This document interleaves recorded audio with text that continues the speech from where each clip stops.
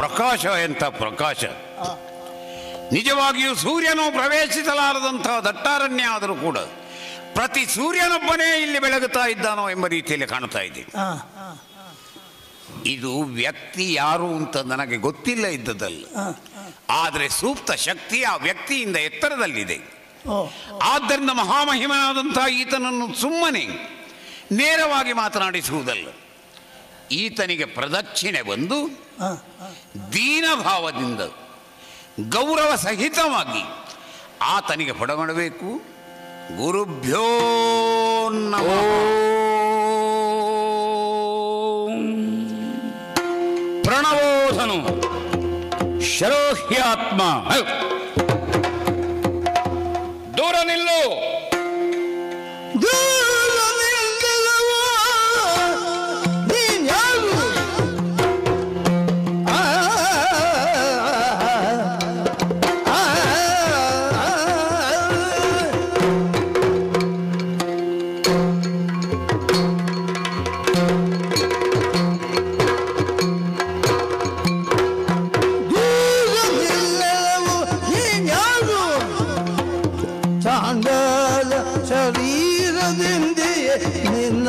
ಪ್ರಕೃತಿ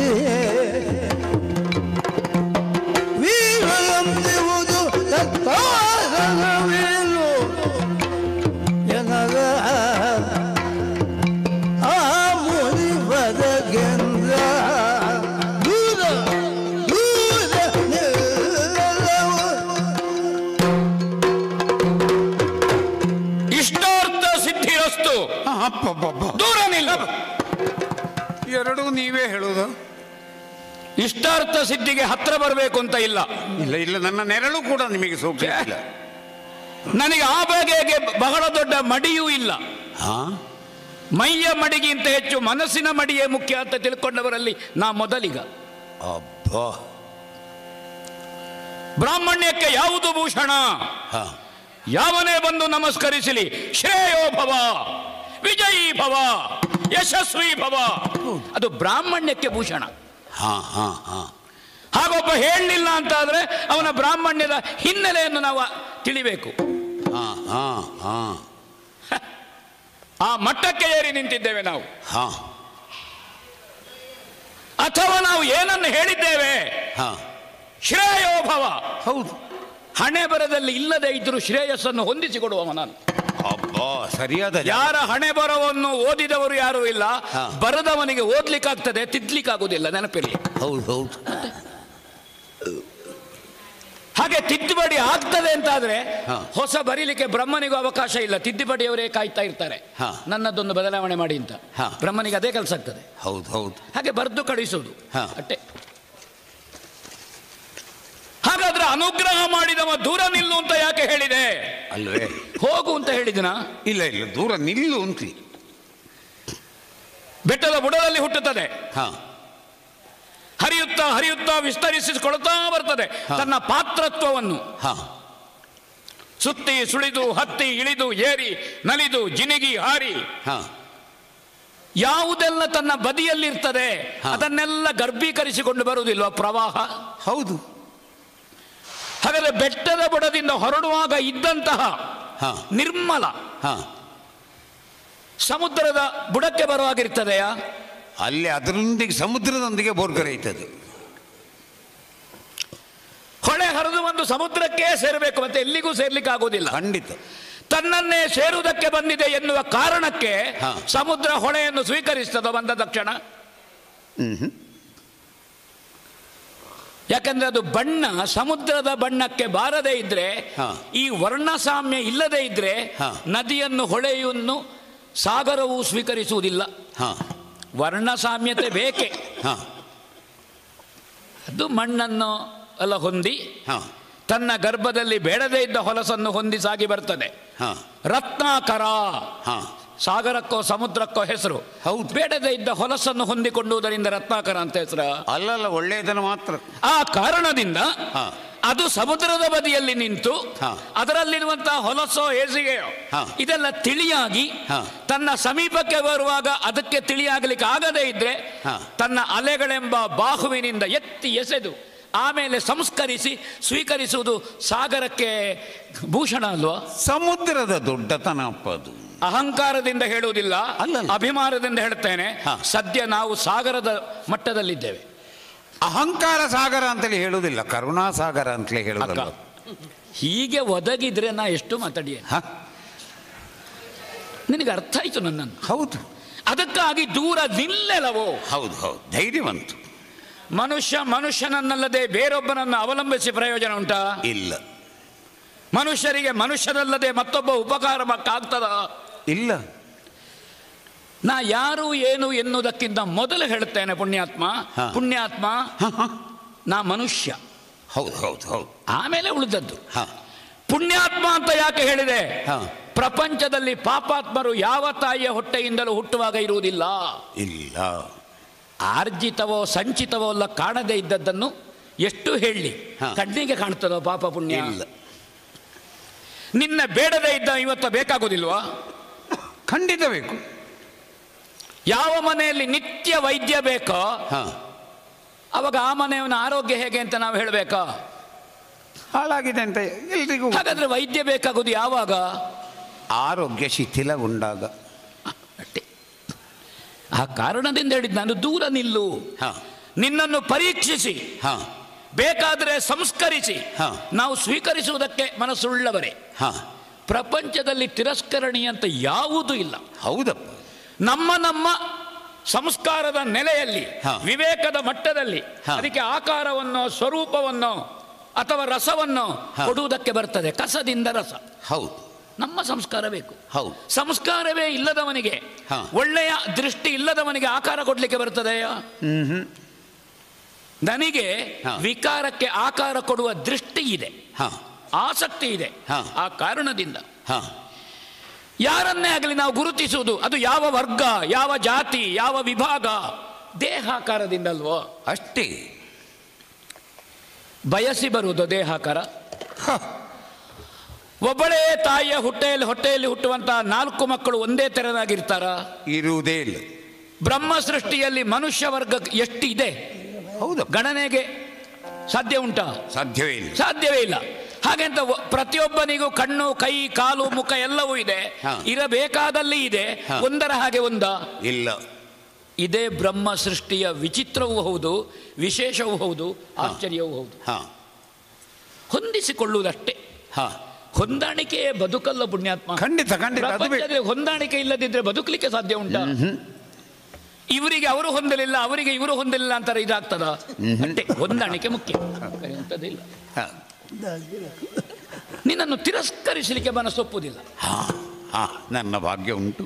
ನಾನು ಹೊರಗೆ ಕಾಣುವ ಮೈಗೆ ಹೆಚ್ಚಿನ ಮೌಲ್ಯ ಕೊಟ್ಟವನಲ್ಲ, ಅಥವಾ ಮೈಯನ್ನೇ ಮೌಲ್ಯಮಾಪನ ಮಾಡಿ ನಿರ್ಣಯಕ್ಕೆ ಬರುವವನು ಅಲ್ಲ ನಾವು. ಸರಿ ಅಲ್ವಾ? ಒಳಗೇನು? ನಿಜವಾದ ಬೆಳಕು ಹೊರಗೆಯೋ, ನಿಜವಾದ ಬೆಳಕು ಒಳಗೆಯೋ? ಒಳಗೆ ಅಂತ ಗುರುತಿಸುವವರು ಕೆಲವರು ಇದ್ದಾರೆ. ಒಬ್ಬ ಕತ್ತಲೆಯಲ್ಲಿ ಕುಳಿತುಕೊಂಡಿರ್ತಾನೆ. ಬೆಳಕಿನಲ್ಲಿ ಕುಳಿತವನಿಗೆ ಕತ್ತಲೆಯಲ್ಲಿ ಕುಳಿತವನನ್ನು ನೋಡ್ಲಿಕ್ಕಾಗ್ತದ? ಇಲ್ಲವೇ ಇಲ್ಲ. ಬೆಳಕಿನಲ್ಲಿ ಕುಳಿತವನೊಂದು ಕತ್ತಲೆಯಲ್ಲಿ ಕುಳಿತವ ನೋಡುವುದಿಲ್ವಾ? ನಿಚ್ಚಳವಾಗಿ ನೋಡು. ಹಾಗಾದ್ರೆ ನಿಜವಾಗಿ ಬೆಳಕಿನಲ್ಲಿರುವವನ ಹತ್ರ ಇರುವುದಾ, ಕತ್ತಲೆಯಲ್ಲಿ ಕುಳಿತವನ ಹತ್ರ ಇರುವುದಾ? ಅದನ್ನು ಗುರುತಿಸಿ ಉಪಯೋಗಿಸುವುದರಲ್ಲಿರುವುದು. ಅದಕ್ಕಾಗಿ ನಮಗೆಲ್ಲ ಉಪದೇಶ ಹೇಗೆ? ಒಂದ ಬೆಳಕು ಚೆಲ್ಲುವ ಕೆಲಸ ಮಾಡು, ಇಲ್ಲದಿದ್ರೆ ಬೆಳಕಿಗೆ ತರುವ ಕೆಲಸ ಮಾಡು. ಇದು ಮಾಡಬೇಕಾದ್ದು. ಹೌದು. ಸುಮ್ಮನೆ ತಮಸೋಮ ಜ್ಯೋತಿರ್ಗಮಯ ಅಂತ ಕಂಠಮಾಟ ಮಾಡಿ 108 ಸಲ ಹೇಳಿ ಪ್ರಯೋಜನ ಉಂಟಾ? ಅವ ಇನ್ನೊಬ್ಬರ ಬೆಳಕಿನಲ್ಲೇ ಆಚೆ ಮನೆಯಲ್ಲಿ ದೀಪ ಆರಿದ ಮೇಲೆ ಇವ ಮಲಗುವುದು ಅಂತಾದ್ರೆ ಇವನ ಮನೆಯಲ್ಲಿ ದೀಪ ಇಲ್ಲ ಅಂತ ಅರ್ಥ ಅಲ್ವ? ಹೌದು. ಆ ಕಾರಣದಿಂದ ನಿನ್ನನ್ನು ನಿಲ್ಲು ಅಂತ ಹೇಳಿದ್ದಾಗೆ ನಿನ್ನ ದೇಹಾಕಾರವನ್ನು ನೋಡುವಾಗ ನನ್ನ ಮನಸ್ಸು, ನನ್ನ ವಿವೇಕ ಹೇಳ್ತದೆ ನೀನು ಬೇಕಾದವ ಅಂತ ಹೇಳ್ತದೆ ಪುಣ್ಯಾತ್ಮ. ಆಗ ನೀವು ಹೇಳಿದರೆ ಒಂದೇ ಗುಣದ್ದು ಹತ್ತಿರ ಬರ್ತದೆ. ನೀನು ಬೇಡದೇ ಇದ್ದವನಲ್ಲ ನೀನು. ಯಾವುದೋ ಭಾವನಾತ್ಮಕವಾದ ನನ್ನ ಎಣಿಕೆಗೆ ನಿಲುಕದ ಹಾಗೆಂತ ಮನಸ್ಸು ಹಂಬಲಿಸ್ತದೆ. ಇಲ್ಲ ಇವ ನಿನ್ನವ ಅಂತ ಹೇಳ್ತದೆ. ಅಬ್ಬಾ ಧನ್ಯ. ಬುದ್ಧಿಯಿಂದ ನಾನು ಎಷ್ಟು ಯೋಚನೆ ಮಾಡಿದ್ರು ನನ್ನ ಯೋಚನೆಗೆ ನಿಲುಕುವುದಿಲ್ಲ. ಹಾಗೆ ನಿನ್ನನ್ನು ತಿರಸ್ಕರಿಸಲಿಕ್ಕೆ ನನಗೆ ಮನಸ್ಸು ಒಪ್ಪುವುದಿಲ್ಲ. ದೂರ ನಿಲ್ಲು ಅಂತ ಹೇಳಿದಾಗೆ ನಿನ್ನ ನಿಲುಮೆ, ಅಂಗಸೌಷ್ಠವ, ಬೀಸುವ ಬಾಹುಗಳು, ಉಬ್ಬಿದ ಎದೆ, ತಲೆಯಲ್ಲಿ ರಾರಾಜಿಸುವಂತಹ ಕಿರೀಟ, ಅದರಲ್ಲಿ ಮುತ್ತು ರತ್ನ ಕಪ್ಪಾಗಿರಬಹುದು, ಹೋಗ್ಲಿ, ಅಥವಾ ಚಿನ್ನ ಬಣ್ಣ ಬದಲಿಸಿರಬಹುದು, ಅಥವಾ ಚಿನ್ನವೋ ಬೆಳ್ಳಿಯೋ ಅದಕ್ಕಿಂತ ಹಿಂದಿನದ್ದು ಲೋಹಗಳು ಮೂಲ ಒಂದೇ ಅಲ್ವೋ? ಹೌದು. ಅದರಿಂದ ಸಂಸ್ಕರಿಸಿ ನಾವು ಇದನ್ನು ಚಿನ್ನ ಅಂತ ಹೇಳಿ ಮೈಗೆ ಕಟ್ಟಿಕೊಳ್ತೇವೆ. ಹೌದು. ಹೌದಾ? ಹೌದು. ಅದರಿಂದಲೇ ಸಂಸ್ಕಾರ ಕಡಿಮೆ ಆದದ್ದನ್ನು ಈ ಮೈಯಲ್ಲಿ ಕಟ್ಟಿಕೊಂಡದ್ದನ್ನು ಕದ್ರೆ ಅದರ ಕೋಳ ಹಾಕಿ ಒಳಗೆ ಹಾಕೋದಿಲ್ವ? ಹಾಕ್ತೇವೆ. ಚಿನ್ನದ್ದು ಹಾಕಿದ್ರೆ ಸನ್ಮಾನ, ಅದೇ ಕಬ್ಬಿಣದ್ದು ಹಾಕಿದ್ರೆ ಅವನೇ ಕಾರಾಗೃಹ. ಅಷ್ಟೇ. ಮೂಲ ಒಂದೇ. ಹೌದು, ಮೂಲ ಒಂದೇ. ಆ ಕಾರಣದಿಂದ ನೀ ಯಾರು ಕೇಳುವ ಕುತೂಹಲ ಬಂತು ನನಗೆ, ತಿಳಿಬೇಕು ಅಂತ. ಆಭರಣ ಕೇಯೂರ ಕಾಣುವಾಗ ಕ್ಷಾತ್ರ ಅಂತಸ್ಥವಾಗಿ ಕಾಣುತ್ತದೆ. ಹೊರಗೆ ಕಾಣುವಂತಹ ಕಪ್ಪು ಅಥವಾ ಪಂಚಮ ವರ್ಣದ ಬಣ್ಣ ಲಕ್ಷಣ ಅಲ್ಲ, ಲಕ್ಷಣ ಕ್ಷಾತ್ರ, ಬಣ್ಣ ಪಂಚಮ. ಹೌದು. ಬಣ್ಣದಿಂದ ತಿಳಿಯುವುದ ಪುಣ್ಯಾತ್ಮ ಒಬ್ಬನನ್ನು? ಅಲ್ಲಪ್ಪ, ಕಪ್ಪು ಕಲ್ಲಿನಲ್ಲಿ ದೇವರ ಮೂರ್ತಿ ಕೆತ್ತುತ್ತಾರೆ. ಅಥವಾ ಅತ್ಯಂತ ಪರಿಮಳವಾದಂತಹದ್ದು, ಅದೊಂದು ಪ್ರಾಣಿಯ ಮೈಯಿಂದ ಬರುವಂತಹದ್ದಲ್ವೋ? ಕಸ್ತೂರಿ ನಾಭಿಯಲ್ಲಿ ಹುಟ್ಟಿಕೊಳ್ಳುವುದು ತಿರಸ್ಕಾರವಾದು. ಅಯ್ಯೋ, ವಿಷ್ಣು ದೇವರಿಗೆ ಕೂಡ ಅತ್ಯಂತ ಪ್ರೀತಿ. ದೇವರಿಗೆ ಪಂಚಾಮೃತದಲ್ಲಿ ಒಂದಾದಂತಹ ಮಧು, ಜೇನು, ಏನದು? ನಿಜವಾಗಿ ಎಂಜಲ್ ಅಲ್ವ? ತಂದವ ಯಾರು ಅಂತ ಕೇಳಲಿಕ್ಕುಂಟ? ಕರು ಬಾಯಿ ಹಾಕಿ ಜಗಿಯದೆ ಹಾಲು ಕರೀಲಿಕ್ಕುಂಟ? ಇಲ್ಲ. ಅದು ದೇವರಿಗೆ ನಿಷೇಧ ಆಗಿದೆ? ಇಲ್ಲ, ದೇವರಿಗೆ ಅದು ಅತ್ಯಂತ ಶ್ರೇಷ್ಠ. ದೇವರೇ ನಿಷೇಧ ಮಾಡಲಿಲ್ಲ, ಎಂಜಲನ್ನು ಸ್ವೀಕರಿಸ್ತಾನೆ. ಅದರ ಪಾತ್ರತ್ವ, ಅದರ ಯೋಗ್ಯತೆ, ಅದರ ಮಡಿ, ಇದನ್ನೆಲ್ಲ ಭಗವಂತ ಹೇಗೆ ಅಂತ ಜಗತ್ತಿಗೆ ಕೊಟ್ಟಿದ್ದಾನೆ. ಒಬ್ಬನ ದೇಹ ಕಪ್ಪಾಗಿ ಹೋಗಿದೆ ಅಂತ ನಾವು ತಿರಸ್ಕರಿಸಲಿಕ್ಕೆ ಬರ್ತದ? ಆಗುವುದಿಲ್ಲ. ಮೈಯಲ್ಲಿ ಚರ್ಮ ಬೆಳ್ಳಗಬೇಕು, ಕೈಯ ತುದಿಯಲ್ಲಿರುವ ಉಗುರು ಬೆಳ್ಳಗಬೇಕು, ತಲೆಯ ಕೂದಲು ಬೆಳ್ಳಗಬೇಕು ಅಂತ ಯಾರಾದ್ರೂ ಹೇಳ್ತಾರ? ಅದು ಎಷ್ಟು ಕಪ್ಪಿದ್ರೂ ಚಂದವಿ. ಸೌಂದರ್ಯವನ್ನು ನಾವು ಬಯಸಿದಂತೆ ಇರ್ಲಿಕ್ಕೆ ಬರ್ತದ ಹೇಳು? ಅದು ಭಗವಂತ ಕೊಡುವುದು. ನೋಡುವ ದೃಷ್ಟಿಯಲ್ಲಿ ಯಾವ ಸೌಂದರ್ಯ? ಕಪ್ಪು ಶಿಲೆಯಲ್ಲಿ ಕೆತ್ತಿದ ವಿಗ್ರಹಕ್ಕೆ ಸಾನ್ನಿಧ್ಯ ಹೆಚ್ಚು. ಚೆನ್ನಕೇಶವಂತ ಇದೆ ಅಕ್ಕ, ನಿನಗೆ ಕೆಲವು ವಿಷಯ ಗೊತ್ತುಂಟು. ಹಾಗಾದ ಕಾರಣ ನೀನು ತಿಳ್ಕೊಂಡವ. ಹಾಗಾದ್ರೆ ನೀನು ಯಾರು? ಯಾಕೆ ಹೀಗಾಯಿತು ಹೇಳು, ನಾನಿದ್ದೇನೆ. ಸ್ವಾಮಿ, ನಿಮಗೆ ನನ್ನ ಪರಿಚಯ ಸಾಕಷ್ಟು ಇರ್ಲಿಕ್ಕಿಲ್ಲ. ನನಗೆ ನಿಮ್ಮನ್ನು, ನಿಮ್ಮ ತೀರ್ಥರೂಪರನ್ನು, ನಿಮ್ಮ ಅಜ್ಜನನ್ನು ಕೂಡ ಗೊತ್ತು. ಅಜ್ಜನಿಂದ ತೊಡಗು.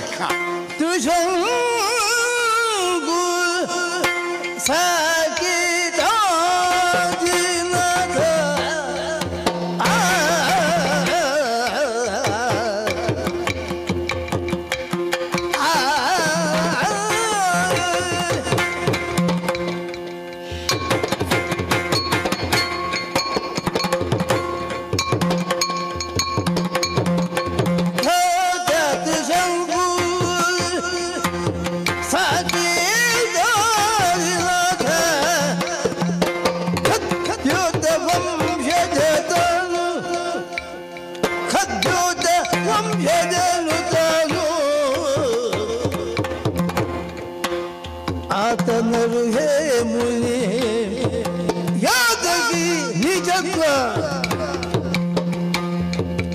ಆತನರು ಹೇ ಮುನಿ ಯಾದಗಿ ನಿಜತ್ವ ಜಾತವಾಗಲಿ ಪ್ರದನಾಥ ಖ್ಯಾತ ತ್ರಿಶಂಕು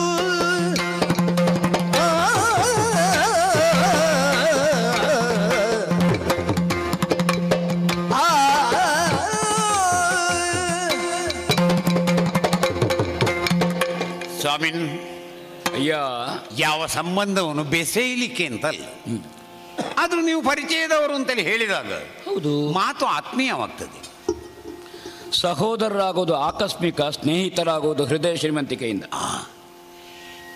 ಈಗ ನಿಮ್ಮ ಬಗ್ಗೆ ನನಗೆ ಹೆಚ್ಚು ಗೌರವಕ್ಕೆ ಕಾರಣವೂ ಅದ್ವಿ. ನೀವು ಹೇಳಿದಾಗ ಸಮುದ್ರದ ಹತ್ತಿರ ಸೇರುವಾಗ ಬಹಳ ವಿಸ್ತಾರವಾದಂತಹ ನದಿಯೇ ಆದರೂ ಹುಟ್ಟುವಾಗ ಸಣ್ಣ ತೊರೆ ನಿರ್ಮಲವಾದ್ದು. ನೀವು ಕೂಡ ಕುಶನಾಭರ ಮಗನಾದಂಥ ಗಾಧಿ ಸಂಜಾತ, ಆವಾಗ ನಿಮ್ಮ ಹೆಸರು ವಿಶ್ವರಥ ಅಂತಲೇ ಹೀಗೇನೋ ಇತ್ತಂತೆ. ಹೌದೌದು. ಹಾಗಾಗಿ ಬಹಳ ಹಿಂದಕ್ಕೆ ನಿಮ್ಮ ಮೂಲವನ್ನು ಹುಡುಕಿತ್ತು ಅಂತೇಳಿ. ಆದರೆ ನಿಮ್ಮಲ್ಲಿ ಸ್ವಲ್ಪ ಖ್ಯಾತ್ರ ಇತ್ತು. ಉಂಟೆ ಉಂಟು ಉಂಟೆ ಉಂಟು ಬೇಕದು. ನಾನು ಬಯಲಿನಲ್ಲಿ ಅಡಗುವ ಜನವೇ ಅಲ್ಲ. ಹಾಂ, ಈಗಲೂ ನಾನು ಇಲ್ಲ ಅಂತ ಹೇಳುವುದಿಲ್ಲ. ಇಲ್ಲ ಅಂತ ಹೇಳುವುದಿಲ್ಲ. ಆದರೆ ಸತ್ವ ತುಂಬುತ್ತಾ ಉಂಟು. ಹೌದು. ಅದು ಯಾಕೆ ಕಾರಣ ಗೊತ್ತಿರಬಹುದು.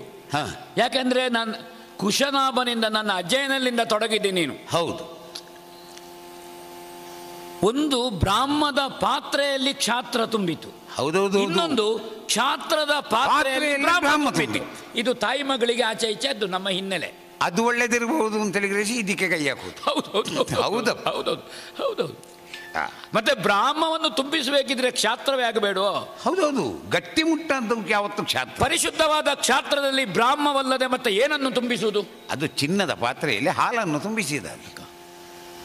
ನಿನಗೆ ಅರ್ಥ ಆಗ್ತದೆ. ಅಂತ ನಿಮ್ಮ ಕುರಿತಾಗಿ ನಾನು ಹೇಳುವುದು ಯಾಕೆ, ನಾನಂತೂ ಕ್ಷತ್ರಿಯನಾಗಿಯೇ ಜನ್ಮ ತಾಳಿದವ.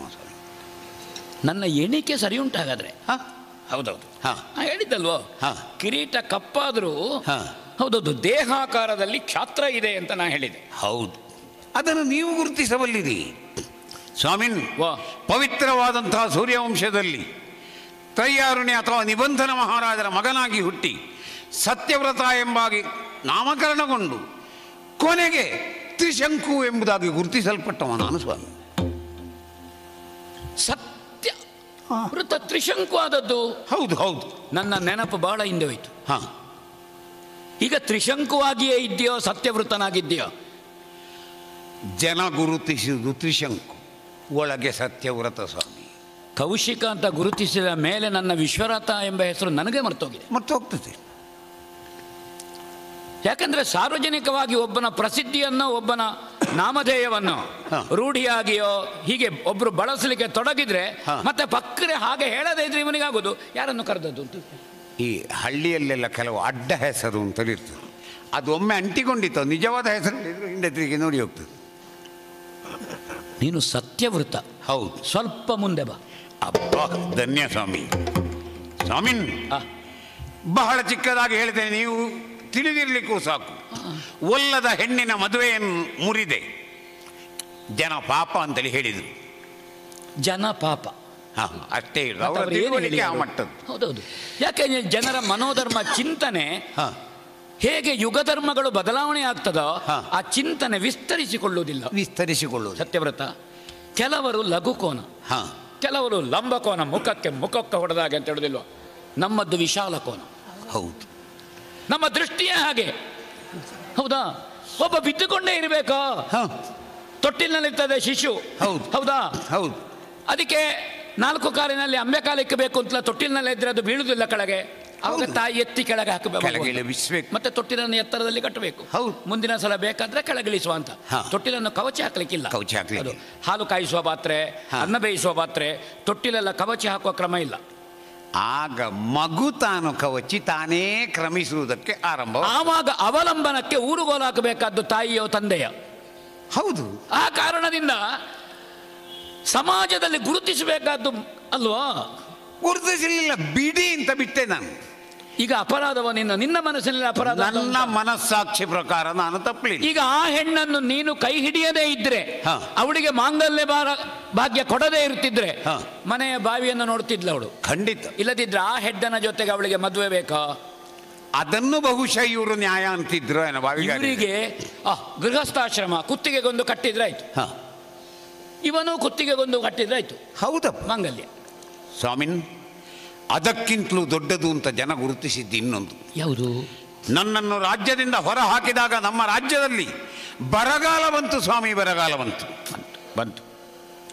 ನನ್ನನ್ನು ಪಾಪಿ ಎಂಬುದಾಗಿ ಗುರುತಿ ಹೊರ ಹಾಕಿದ್ರು. ಪುಣ್ಯಾತ್ಮರ ನಾಡಿನಲ್ಲಿ ಮಾತ್ರ ಬರಗಾಲ ಬಂತು.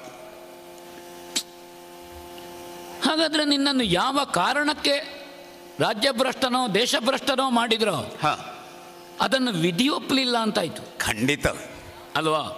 ಇವರು ನಿನಗೆ ವಿಧಿಸಿದ್ರು. ಹೌದು. ಸ್ವಪಾಚಕರೊಂದಿಗೆ ಕಲೆತು ಹೋಗು. ಹೌದು. ಹಾಗಾದ್ರೆ ವಿಧಿ ಒಪ್ಪಲಿಲ್ಲ. ಹೌದಾ? ಸ್ವಪಾಚಕರೊಂದಿಗೆ ಕಲೆಯುವ ಊರಿನಲ್ಲಿ ಇದ್ದೆ. ಅತಿವೃಷ್ಟಿ ಅನಾವೃಷ್ಟಿ ಇತ್ತ? ಅಲ್ಲಿ ಏನಿರಲಿಲ್ಲ. ಯಾವ ಊರನ್ನಿಗೆ ನೀನು ಬೆನ್ನು ಹಾಕಿದ್ಯೋ ಅಲ್ಲಿ ಅಲ್ವಾ ಅತಿವೃಷ್ಟಿ ಅನಾವೃಷ್ಟಿ? ಹೌದು ಸ್ವಾಮಿನ್. ಅಂತಹ ಕೆಟ್ಟದನ್ನು ತಿನ್ನುವಂಥವರ ಮಧ್ಯದಲ್ಲಿ ನಾನಿದ್ದಾಗ ಹಸಿವು ಇತ್ತು, ಎಲ್ಲರಿಗೂ ಇರಲಿಲ್ಲ. ಇದು ಒಬ್ಬ ಮಹನೀಯನಲ್ಲಿ ಕೊಬ್ಬಿದ ಹಸು ಇತ್ತು. ಆ ಹಸುವನ್ನು ಕದ್ದುಕೊಂಡು ಬಂದೆ ಸ್ವಾಮಿ. ಊರೆಲ್ಲ ಹಸಿವಿನಲ್ಲಿರುವಾಗ ಒಬ್ಬ ಕೊಬ್ಬಬಾರದು. ನೀನು ತಪ್ಪು ಮಾಡಿದ್ದಿ ಅಂತ ಅನ್ನಿಸುವುದಿಲ್ಲ, ಆದರೆ ನೀನು ಸರಿ ಮಾಡಲಿಲ್ಲ. ತಪ್ಪು ಮಾಡುವಾಗಲೂ ಸರಿಯಾಗಿ ಮಾಡಬೇಕು. ಹೇಗೆ? ಕೇಳಿ ತರಬಹುದಿತ್ತೋ ನನಗೆ ಅನ್ನಿಸಿದ್ದು. ಕೇಳಿದರೆ ಕೊಡುವಂಥ ಜನ ಅಲ್ಲ ಅಂತ ನನಗೆ ಗೊತ್ತಿತ್ತು. ಅವ ಕೊಡದೇ ಇದ್ದರೆ ಮತ್ತೆ ಬಲಾತ್ಕರಿಸುವುದಲ್ಲೋ, ಕೇಳುವುದಕ್ಕೆ ನಮಗೇನಾಗಬೇಕು? ನಾನು ಅದು ಹೇಳಿದ್ದು, ನೀನು ತಪ್ಪು ಮಾಡಿದ್ದಿ ಅಂತ ಹೇಳುವುದೋ ಹಾಗಂತ ಸರಿ ಮಾಡಲಿಲ್ಲ. ತಪ್ಪು ಮಾಡುವಾಗಲೂ ಸರಿಯಾಗಿ ಮಾಡಬೇಡ ಅದನ್ನು. ಈಗ ನಿಮ್ಮಲ್ಲಿ ನಾನು ಒಪ್ಪಿಕೊಳ್ಳುವುದು, ಆದರೆ ಪ್ರಾಮಾಣಿಕವಾದ ಸ್ಥಿತಿ ಏನಿತ್ತು? ಹಸಿವೆ ಸರಿ, ತಪ್ಪುಗಳನ್ನು ನೋಡುವುದಿಲ್ಲ ಸ್ವಾಮಿ. ಸಿಕ್ಕಿದ್ದನ್ನು ತಿನ್ನು. ಹಸುವನ್ನು ಬಲಾತ್ಕಾರದಲ್ಲಿ ತಂದೆ, ಅದನ್ನು ಸಂಸ್ಕರಿಸುವಷ್ಟು ಸಮಯ ಇಲ್ಲ, ತಾಳ್ಮೆ ಇಲ್ಲ. ಹಸಿವೆ ಎಲ್ಲವನ್ನೂ ದಾಟಿ ಮುಂದೆ ನಡೆಯುತ್ತದೆ. ಕಡಿದು ಸಂಸ್ಕರಿಸಿದ ನಾನೂ ತಿಂದೆ, ಹಸಿದವರಿಗೂ ಕೊಟ್ಟೆ. ಸ್ವಾಮಿ, ನಾನು ಹೇಳುವಾರ್ದು ಆಗ ಹಸಿದವರು ನಿಮ್ಮಲ್ಲಿ ಪ್ರಯೋಗ ತಪ್ಪಿದೆಯೋ ಅಂತ ಗೊತ್ತಿಲ್ಲ. ತಾನು ತಿಂದು ಮತ್ತೆ ಕೊಡುವುದೋ, ಕೊಟ್ಟು ತಾನು ತಿನ್ಬೇಕಾ? ಅಂದರೆ ಒಂದು ವೇಳೆ ಸಂಸ್ಕರಿಸದೆ ತಿಂದದ್ದನ್ನು ಏನಾದರೂ ಅದರಿಂದ ಏನಾದರೂ ಆರೋಗ್ಯಕ್ಕೆ ಹಾಳಾಗೋದಿದ್ದರೆ ಮೊದಲು ತಾನು ತಿಂದು ಮತ್ತೆ ಬೇರೆಯವರಿಗೆ ಕೊಡುವುದು ಒಳ್ಳೆಯದು. ತಪ್ಪು ಅಂತ ಹೇಳಲಿಕ್ಕೆ ಬರುವುದಿಲ್ಲ ತ್ರಿಶಂಕು. ಪ್ರಾಣೋತ್ಕ್ರಮಣ ಸ್ಥಿತಿಯಲ್ಲಿ ಸಿಕ್ಕಿದ್ದನ್ನು ತಿನ್ಬೇಕಂತ. ಹೌದು, ತಿನ್ನಬಹುದು, ತಿನ್ನಲೇಬೇಕಲ್ಲ. ಅದು ಅಪರಾಧ ಅಂತ ಆಗುವುದಿಲ್ಲ. ನನಗೂ ಎಲ್ಲಿಯಾದರೂ ಪ್ರಮಾದ ಆದರೆ ಅದಕ್ಕೆ ಪ್ರಾಯಶ್ಚಿತ್ತಾದಿಗಳುಂಟು. ಹೊಟ್ಟೆಗೆ ಹಿಟ್ಟಿಲ್ಲದೆ ಅಥವಾ ಅದನ್ನು ಸಂಗ್ರಹಿಸುವ ಅನುಕೂಲ ಇದ್ರೆ ಸಂಗ್ರಹಿಸದೆ, ನನಗೆ ಮಡಿ ಬಿಡುವುದಿಲ್ಲ, ನಾನು ಆತ್ಮಹತ್ಯೆ ಮಾಡ್ತೇನೆ, ಅದಕ್ಕಿಂತ ದೊಡ್ಡ ಪಾಪ ಮತ್ತೊಂದಿಲ್ಲ. ಮಡಿಯುವುದಕ್ಕಿಂತ ಮಡಿಯನ್ನೇ ಬಿಡುವುದು ಒಳ್ಳೆಯದು. ಒಳ್ಳೆ ಪ್ರಯೋಗ ಇದು. ಹೇಳುವಾಗ ನೆನಪಾಯ್ತು, ನಾನು ವಸಿಷ್ಠರ ಹತ್ರ ಒಂದು ಪ್ರತಿಜ್ಞೆ ಮಾಡಿ ಹೊರಟದ್ದು. ದಿಗ್ಬಲಂ ಕ್ಷತ್ರಿಯ ಬಲಂ ಬ್ರಹ್ಮ ತೇಜೋಬಲಂ ಬಲಂ. ಹೊರಡುವಾಗ ಇತ್ತ ಸನ್ಯಾಸವನ್ನು ಸ್ವೀಕರಿಸಲಿಲ್ಲ, ಹಾಗೆಂತ ಸಂಸಾರವನ್ನು ಕಟ್ಟಿಕೊಂಡು ಹೊರಡಲಿಲ್ಲ. ಹೊರಟದ್ದೇ ನಾವು, ಹೊರಟದ್ದೇ. ಅವರು ಹೇಗಿದ್ದಾರೆ ಅಂತ ಮತ್ತೆ ತಲೆ ಹಾಕಲಿಲ್ಲ. ನೀವು ನೋಡಲಿಲ್ಲ. ಯಾವಾಗ ನಾವು ವೈರಾಗ್ಯದ ಕಡೆಗೆ ಸಾಗುತ್ತೇವೋ ಮತ್ತೆ ಸಂಸಾರದ ಬಂಧನದ ಬಗೆಗೆ ನಾವು ತಿರುಗಿ ನೋಡಬೇಕಾ? ಇಲ್ಲ. ಯಾರು ಮನೆಗೆ ಬರುವ ಅಪೇಕ್ಷೆ ಉಳ್ಳವ ಸಂಜೆ ಆಗುವಾಗ ತಿರುಗಿ ನೋಡ್ತಾನೆ, ಇನ್ನೇ ಹಿಂದೆಷ್ಟು ಹೋಗಬೇಕು ಅಂತ. ಹೌದು. ಯಾರು ಸಂಸಾರ ಬೇಡ ಅಂತ ಹೊರಡ್ತಾನೋ ಅವ ಕಣ್ಣು ಮುಚ್ಚಿ ಮುಂದಿನ ಲಕ್ಷ್ಯವನ್ನು ನೋಡ್ತಾನೆ. ಹೌದು. ಕಣ್ಣು ತೆರೆದು ನೋಡುವವ ವಾಸ್ತವ ಪ್ರಪಂಚದ ಅನುಭವದಲ್ಲಿ ಆಸಕ್ತಿ ಇರ್ತಾನೆ, ಕಣ್ಣು ಮುಚ್ಚಿದವ ಅವಾಸ್ತವದ ಬಗೆಗೆ ಆಸಕ್ತಿ ಹೊಂದಿದವನಾಗಿರ್ತಾನೆ. ಹೊರಟವ ನನ್ನ ಸಂಸಾರವನ್ನು ಯಾರೋ ಸಂರಕ್ಷಣೆ ಮಾಡಿದ್ರು. ನಾನು ಹೇಳಿಕೊಳ್ಳುತ್ತೇನೆ ಅಂತಲ್ಲ, ನಿಮ್ಮ ಹೆಂಡತಿ ಮಕ್ಕಳಿಗೆ ಆ ಬರಗಾಲದಲ್ಲೂ ಅನ್ನ ಇಟ್ಟವ ನಾನೇ. ಸ್ವಲ್ಪ ಮುಂದೆ ಬಂದೆ ಸ್ವಲ್ಪ. ನನ್ನ ಹೆಂಡತಿ ಮಕ್ಕಳಿಗೆ? ಹೌದು. ಆ ಬರಗಾಲದ ಕಾಲದಲ್ಲಿ ನಿನಗೆ ಶಾಪ ಸಿಕ್ಕಿದೆ, ನಿನ್ನನ್ನು ರಾಜ್ಯಭ್ರಷ್ಟ ಮಾಡಿದ್ರು, ಹಾಗೆಂತ ಸಿಂಹಾಸನದ ಮುಂದಿನ ಹಕ್ಕಿನಿಂದ ನೀನು ಮುಕ್ತನಾಗಲಿಲ್ಲ. ಇಲ್ಲ, ನನಗೆ ಸಿಂಹಾಸನದ ಪ್ರತಿನಿಧಿಯಾಗಿ ನನ್ನ ಸಂಸಾರವನ್ನು ನೀನು ರಕ್ಷಣೆ ಮಾಡಿದ್ದಿ ಅಂತ ನಾನು ತಿಳ್ಕೊಂಡಿದ್ದೇನೆ. ಹೌದು ಹೌದು ಸರ್. ನಿನಗೆ ಸಿಂಹಾಸನ ಏರುವ ಹಕ್ಕೇ ಇಲ್ಲ ಅಂತ ಇಲ್ಲಲ್ಲ ಶಾಪದಲ್ಲಿ. ಪುನಃ ಕರೆದರು ಸಿಂಹಾಸನಕ್ಕೆ, ಯಾಕಂದ್ರೆ ಅದಕ್ಕಿದ್ದದ್ದು ಅವಧಿ 12 ವರ್ಷ. ಹೌದು. ಹಾಗೆ ನನ್ನನ್ನೇ ರಾಜ್ಯದಲ್ಲಿ ಸಿಂಹಾಸನದಲ್ಲಿ ಕುಳಿಸಿಕೊಂಡಾಗ ಒಂದು ವೇಳೆ ಊರಿನವರಿಗೆ ಬೇಕಾಗಿ ಪಾಪ ಮಾಡಿದ್ದು ಪುಣ್ಯ ಮಾಡಿದರೆ ಕಳ್ಕೊಂಡು ಹೋಗ್ತದೆ ಹೀಗೆ ತಿಳ್ಕೊಂಡಂಥ ಜನ ಇದ್ದಾರೆ. ಪುಣ್ಯ ಯಾವುದು? ದೇವತೆಗಳನ್ನು ಮೆಚ್ಚಿಸುವುದು. ಹೀಗೊಂದು ತರ್ಕವೂ ಉಂಟು. ಅನೇಕ ವಿಧದ ಪುಣ್ಯ ಉಂಟದು. ಯಾರೋ ಒಬ್ಬ ಕದ್ದನಂತೆ, ತಾನು ಅನುಭವಿಸದೆ ಒಬ್ಬ ಬಡವನಿಗೆ ದಾನ ಮಾಡಿದನಂತೆ. ಆವಾಗ ಕದ್ದ ಪಾಪ ದಾನ ಮಾಡಿದ ಪುಣ್ಯದಲ್ಲಿ ಹೊಡೆದೋಯ್ತು, ಹೋಯ್ತು. ಆದರೆ ಇನ್ನೊಂದುಂಟು, ಯಾರದ್ದು ಕದ್ದಿದ್ದಾನೆ, ಸೊತ್ತು ಯಾರದ್ದು, ಇವನ ದಾನದಲ್ಲಿ ಸೊತ್ತು ಅವನದ್ದು ಎನ್ನುವುದರಿಂದ ಒಂದು ಪುಣ್ಯ ಭಾಗ ಅವನಿಗೆ ಹೋಗ್ತಾ. ಅವನಿಗೆ ಹಾಗೆ. ನಾನು ಹೆಚ್ಚು ಕರ್ಮಕಾಂಡದ ಬಗ್ಗೆ ಮೆಚ್ಚುಗೆಯ ಅಲ್ಲದಿದ್ದರೂ ಕೂಡ ಕರ್ಮಕಾಂಡದಲ್ಲಿ ಬಹಳ ಆಸಕ್ತಿ ಉಳ್ಳವಲ್ಲ, ಹಾಗೆ ಅದನ್ನು ತಿರಸ್ಕರಿಸುವವಲ್ಲ. ನಾನು ಹಾಗೆ ಮಾಡಿದೆ. ಗುರುಗಳಿಂದ ಆಜ್ಞೆಯನ್ನು ಹೊಡೆದು 100 ಅಶ್ವಮೇಧ ಯಾಗಗಳನ್ನು ಮಾಡಿಸಿದೆ ಸ್ವಾಮಿ. ಶಬ್ಬಸ್, ಸಾಕಲ್ಲ ನಿನ್ನ ಪುಣ್ಯದ ಭಂಡಾರವನ್ನು ತುಂಬಿಸಿಡ್ಲಿಕ್ಕೆ? ಸಾಕಲ್ಲ, ಇದು ಅದಕ್ಕಿಂತ ದೊಡ್ಡ 100 ಅಶ್ವಮೇಧ. 100 ಅಶ್ವಮೇಧ. ಹಾಗಾದ್ರೆ ಹಳತ್ತನ್ನು ಮರೆಯುವ. ಆದರೆ ಇನ್ನು ನಾವು ಯಾಕೆ ತ್ರಿಶಂಕು ಮದುವೆ ಮಂಟಪದ ಹೆಣ್ಣು ಹಾರಿಸಿದ್ದಾನೆ? ಹೌದಪ್ಪ, ಎಲ್ಲವೂ ವಿಧಿ ಉಂಟು. ಹೆಣ್ಣು ನೋಡಿ ಒಪ್ಪಿದವರನ್ನೆಲ್ಲ ಆ ಹೆಣ್ಣಿಗೆ ಮದುವೆ ಆಗ್ಲಿಕ್ಕೆ ಆಗ್ತದ? ಸಾಧ್ಯವೇ ಇಲ್ಲ. ಗಂಡು ನೋಡಿ ಒಪ್ಪಿದವಳನ್ನು ಇವನಿಗೂ ಮದುವೆ ಆಗ್ಲಿಕ್ಕೆ ಆಗ್ತದ? ಹೀಗೆ ತೀರ್ಮಾನ ಮಾಡೋದು. ಹೌದು. ನೋಡಿ ಒಪ್ಪಿದ ಮಾನಸಿಕವಾದಂತಹ ಒಂದು ಪ್ರೀತಿ ಏಕಮುಖವೇ ಇರಬಹುದು, ಅದು ಹೆಣ್ಣಿನದ್ದೋ ಗಂಡದ್ದೋ. ಹೀಗೆ ಮಾನಸಿಕವಾಗಿ ವಿಚಲನೆಗೊಂಡಿದೆ ಎನ್ನುವುದರಿಂದ ಕಲಶ ಸ್ನಾನ ಇಲ್ವ ಅವಳಿಗೆ, ತಲೆ ಆಡಿಸ್ತಾರೆ. ಹಾಗೆ ಪ್ರತ್ಯಾಮ್ನಾಯ ಪ್ರಾಯಶ್ಚಿತ್ತ ಇಲ್ಲದ ವಿಧಿ ಇಲ್ಲ. ಅದು ಉಂಟೆ. 100 ಯಾಗಗಳನ್ನು ಮಾಡಿದಾಗ ಇದುವರೆಗಿನ ನಂಬಿಕೆಯಂತೆ ಅಥವಾ ಮಹಾಜನರು ಹೇಳುವಂತೆ ನನ್ನ ಅರ್ಹತೆ ದೇವೇಂದ್ರನಿಗೆ ಸಮತುಲ್ಯವಾಯಿತು. ಒಂದುಂಟು ಸತ್ಯವ್ರತ, 100,000 ಅಶ್ವಮೇಧದವರೆಗೆ ಮಾಡಿದವರಿದ್ದಾರೆ. 1000 ಅಶ್ವಮೇಧ ಮಾಡಿದವನಿಗೆ ಇಂದ್ರ ಪದವಿ ಸಿಗಲಿಲ್ಲ. ಇಲ್ಲ. ಸೂರ್ಯವಂಶದಲ್ಲಿಯೋ ಚಂದ್ರವಂಶದಲ್ಲಿ 100, 200, 300 ಅಶ್ವಮೇಧ ಮಾಡಿದವರು ಬಹಳ ಇದ್ದಾರೆ, ಸಿಗಲಿಲ್ಲ. ಇಂದ್ರ ಪದವಿ ಅರ್ಹತೆ, ಅದರ ಸಂಕಲ್ಪ, ಅದರ ಪ್ರಾಪ್ತಿ, ಆ ವಿಧಿವಿಧಾನ ಬೇರೆ ಬೇರೆ ಬಹು ಬಗೆಯಲ್ಲಿದೆ. ಕುದುರೆಯನ್ನು ದಿಗ್ವಿಜಯಕ್ಕೆ ಬಿಟ್ಟು ಇದೆ, ಅಂಗಡದಲ್ಲಿ ಸುತ್ತುವರಿಸುವ ಇದೆ, ಅಥವಾ ಊರಿನಲ್ಲಿ ಹೋಗಿಯೂ ಇದೆ. ಇದು ಬಹು ಬಗೆಯಲ್ಲಿದೆ. ಹೌದಪ್ಪ. ನಮ್ಮ ವೈದಿಕ ವಿಧಿವಿಧಾನವು ಪ್ರಾದೇಶಿಕವಾಗಿ ಅಲ್ವಾ? ಹೌದು. ಮತ ಸಂಪ್ರದಾಯದಂತೆ. ಹೌದು ಅಲ್ವಾ? ಬೇರೆ ಬೇರೆ ಸೂತ್ರಗಳು, ಬೇರೆ ಬೇರೆ ಸೂತ್ರ ಇದೆ. ಅಥವಾ ಪ್ರಯೋಗಶೀಲತೆಯಲ್ಲಿಯೂ ಬೇರೆ ಬೇರೆ ವ್ಯತ್ಯಾಸ ಇರ್ತದೆ. ಅದು ಪ್ರಾದೇಶಿಕ ಭಿನ್ನತೆ. ಆದರೆ ನಿನಗೆ ಮಾತ್ರ ಇಂದ್ರ ಆ ಮನಸ್ಸಿನಲ್ಲಿ ಬೀಜವಾಪನಗೊಂಡಿದೆ. ಮೊದಲನ ಹೆಜ್ಜೆ ನನ್ನ ಮೇಲಿರುವಂಥ ಕೆಟ್ಟ ಹೆಸರನ್ನು ಕಳಕೊಂಡು ನಾನು ಎಲ್ಲರಿಗೂ ಸಮಾನ ಎಂಬ ಹಾಗೆ ಸಾಧಿಸುವಂಥದ್ದು. ಒಳ್ಳೆ ಸಾಧನೆ ಅದು. ಅಲ್ಲಿಗೆ ಆದಾಗ ಇಂದ್ರನಿಂದ ನನ್ನಂದ ಯಾವುದಾದ್ರೂ ಪ್ರಶಸ್ತಿಯೂ ಬೇಡ, ಏನು ಬೇಡ, ಒಂದು ಹೊಗಳಿಕೆಯ 2 ಮಾತಾದರೂ ಸಿಕ್ಕೀತು ಅಂತ ಗ್ರಹಿಸಿದೆ. ಒಳ್ಳೆ ಕೆಲಸ ಮಾಡುವ ನಿಸ್ವಾರ್ಥಿಯೇ ಆಗಿರಬೇಕಾಗಿಲ್ಲ. ನನ್ನ ಬದುಕಿನ ಅನುಭವ ಹೇಳುತ್ತೇನೆ. ನಾನು ಯಾವ ಕೆಲಸ ಮಾಡೋದು ಇನ್ನೊಬ್ಬರು ಹೊಗಳಲಿಕ್ಕೆ ಅಂತಲ್ಲ, ನನ್ನ ಕರ್ತವ್ಯ ನನಗೆ ಸಂತೋಷ ಆಗಬೇಕು. ಆತ್ಮಾನಂದವೇ ಪರಮಾನಂದ, ಅದಕ್ಕಿಂತ ದೊಡ್ಡದನ್ನು ನಾನು ಬಯಸುವುದಿಲ್ಲ. ಇನ್ನೊಬ್ಬರು ಹೊಗಳಬೇಕು ಅಂತ ಬಯಸಿದ್ರೆ ನಾವು ಹೊಗಳಿಕೆ ಹಿಂದೆ ಹೋಗ್ತೇವೆ.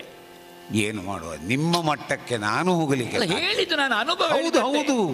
ಅನೇಕರು ಯಾಕೆ ಹೊಗಳುವುದು ಅಂತ ಗೊತ್ತಾಗುದಿಲ್ಲ. ಅದು ಮುಖಕ್ಕೆ ಕಂಡವಾಗ ಹೊಗಳುತ್ತಾರೆ, ಹಿಂದಿನಿಂದ ಏನು ಹೇಳ್ತಾರೆ. ಒಂದು ಅವ ಮುಖ ತಿರುಗಿಸುವಾಗ, ಇಲ್ಲಾಗ ನಾವು ಮುಖ ತಿರುಗಿಸುವ ಅವನಿಗೆ ಕಂಡ ಮುಖದ ಹತ್ರ ಹೇಳ್ತಾನೆ, ಸುಮ್ಮನೆ ಹೇಳಿದ್ದು ಅಂತ. ಈಗ ನಾನು ಇಂದ್ರನಿಂದ ಒಳ್ಳೆಯ ಮಾತನ್ನಾದರೂ ಗ್ರಹಿಸಿದ್ದೆ ಇಲ್ಲ. ಆವಾಗ ಮತ್ತೂ ನನ್ನ ಹಠ ಏರ್ತಾ ಬಂತು.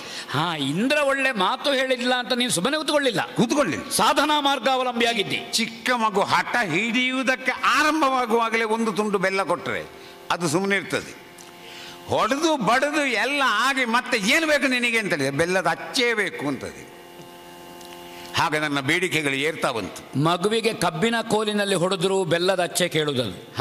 ಆ ಕಬ್ಬಿನಲ್ಲಿ ಬೆಲ್ಲ ಆಗೋದು ಅಂತ ಅದಕ್ಕೆ ಗೊತ್ತಿಲ್ಲ. ಅದು ಗೊತ್ತಿಲ್ಲ ಸ್ವಾಮಿನ್. ಇಂದ್ರನೇನು ಅವ ಉಪಭೋಗಿಸುವಂತಹ ಎಲ್ಲ ಭೋಗವನ್ನು ನಾನು ಪಡೆಯಬೇಕು ಎಂಬ ಆಶಯ ಬಂತು ನನಗೆ. ಕೆಲವು ಸಲ ನನಗೆ ಕಾಣೋದು ಕಬ್ಬಿಣದ ಸಂಕೋಲೆಯೂ ಬಂಧನವೇ, ಹೌದು, ಚಿನ್ನದ ಸಂಕೋಲೆಯೂ ಬಂಧನವೇ ಅಲ್ವಾ? ಮೊದಲು ಪಾಪದ ಬಂಧನದಲ್ಲಿ ನೀನು ಮುಕ್ತಿಯಾಗಬೇಕು ಅಂತ ಕಂಡಿ, ನೀನು ಪುಣ್ಯ ಮಾಡಿ ಅಶ್ವಮೇಧ ಮಾಡಿದ ಮೇಲೆ ನಿನಗೆ ಇಂದ್ರ ಸುಖದ ಅಪೇಕ್ಷೆ ಬಂತು. ಹೌದು, ಬಂಧನವೇ ಅಲ್ವಾ? ಸ್ವಲ್ಪ ಜಾತಿ ಬುದ್ಧಿ. ಮನುಷ್ಯ ಹೇಳಿದ್ರಂತೆ ನನಗೆ ಕೈಗೆ ಕಾಲಿಗೆ ಎಲ್ಲ ಚಿನ್ನದ್ದು ಬೇಕು ಅಂತ. ಹಾಗೆ ಅವನ ಶ್ರೀಮಂತಿಕೆ ತೋರಿಸಲಿಕ್ಕೆ ವಜ್ರದ ಪಂಜರವನ್ನೇ ಮಾಡಿದನಂತೆ ಹಕ್ಕಿಗೆ. ಅದು ಬಂದಂತಹ ಆಗಂತುಕನಲ್ಲಿ ಹೇಳಿದಂತೆ ಇದು ಚಿನ್ನದ್ದು ಆದ್ರೆ ನನಗೆ ಬಂಧನ ಅಲ್ವ ಅಂತ. ಹೌದು, ಅದಕ್ಕೆ ನಾ ಹೇಳೋದು, ಮರದಲ್ಲಿ 2 ಹಕ್ಕಿಗಳಿತ್ತು, ಒಂದು ಏನನ್ನೂ ತಿನ್ನಲಿಲ್ಲ, ಮತ್ತೊಂದು ಹೊಟ್ಟೆ ತುಂಬಿ ವಾಕರಿಕೆ ಬರುವಷ್ಟು ತಿಂದಿತು. ಹೇಳಿದಂತೆ ಉಪವಾಸ ಕೂತ ಹಕ್ಕಿಯಲ್ಲಿ ನಿನಗೆ ಯೋಗ ಇಲ್ಲ ಅಂತ. ಉಪವಾಸ ಕೂತ ಹಕ್ಕಿ ಹೇಳಿದಂತೆ ನಿನಗೆ ನಿನ್ನ ಹಣೆ ಬರ ಇದು ಅಂತ. ಅಜೀರ್ಣಾಗಿ ವಿಲಿ ಒದ್ದಾಡಿ ಕಣ್ಣು ಕತ್ತಲೆ ಹೋಗಿ ಬಿದ್ದಿತು. ಆವಾಗ ಅದಕ್ಕೆ ಕಂಡಿತು ಉಪವಾಸ ಕೂತದ್ದೇ ಯಶಸ್ವಿ. ಆತ್ಮ ಪರಮಾತ್ಮನ ತತ್ವವನ್ನು ಜ್ಞಾನಿಗಳು ಪ್ರಪಂಚಕ್ಕೆ ಹೇಳಿದ್ದದು. ಸ್ವಾಮಿ, ನಾನು ಆ ಮಟ್ಟಕ್ಕೆ ಏರಿದವನೇ ಅಲ್ಲ. ನಾನು ಉಪ್ಪು ಹುಳಿ ಖಾರ ತಿಂದ. ನನಗೆ ಈಗ ಏರುತ್ತಾ ಹೋಗುವಾಗ ಅದೆಲ್ಲ ಕಂಡದ್ದು. ನಿಮಗೆ ಕಾಣುವುದು ಸಹಜ. ಅದು ನನಗೆ ಮಾತ್ರ ಹಾಗಲ್ಲ. ಸ್ವರ್ಗದ ಭೋಗವನ್ನು ನಾನು ಪಡೆಯಬೇಕು.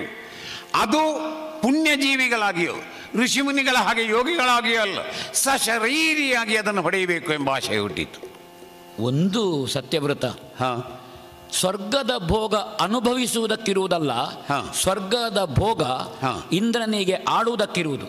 ಆಳುವುದಕ್ಕೆ ಅದನ್ನು ನೋಡಿಕೊಳ್ಳುವ ಆಳಲ್ವ ನಾವಿಲ್ಲಿಂದ ಹೇಳುದು. ಅವ ಅನುಭವಿಸುವ ಸ್ವರ್ಗದಲ್ಲಿ ಯಾವುದು ಸ್ಪರ್ಶಕ್ಕಿರುವುದಲ್ಲ, ದೃಶ್ಯಕ್ಕೆ ಮಾತ್ರ ಇರುವುದು. ಇಂದ್ರನೇ ಸ್ಪರ್ಶಕ್ಕೆ ಅಂತ ಕೈ ಹಾಕಿದ್ರೆ ಅವನಿಗೂ ಅನುಭವಕ್ಕೆ ಬರುವುದಿಲ್ಲ.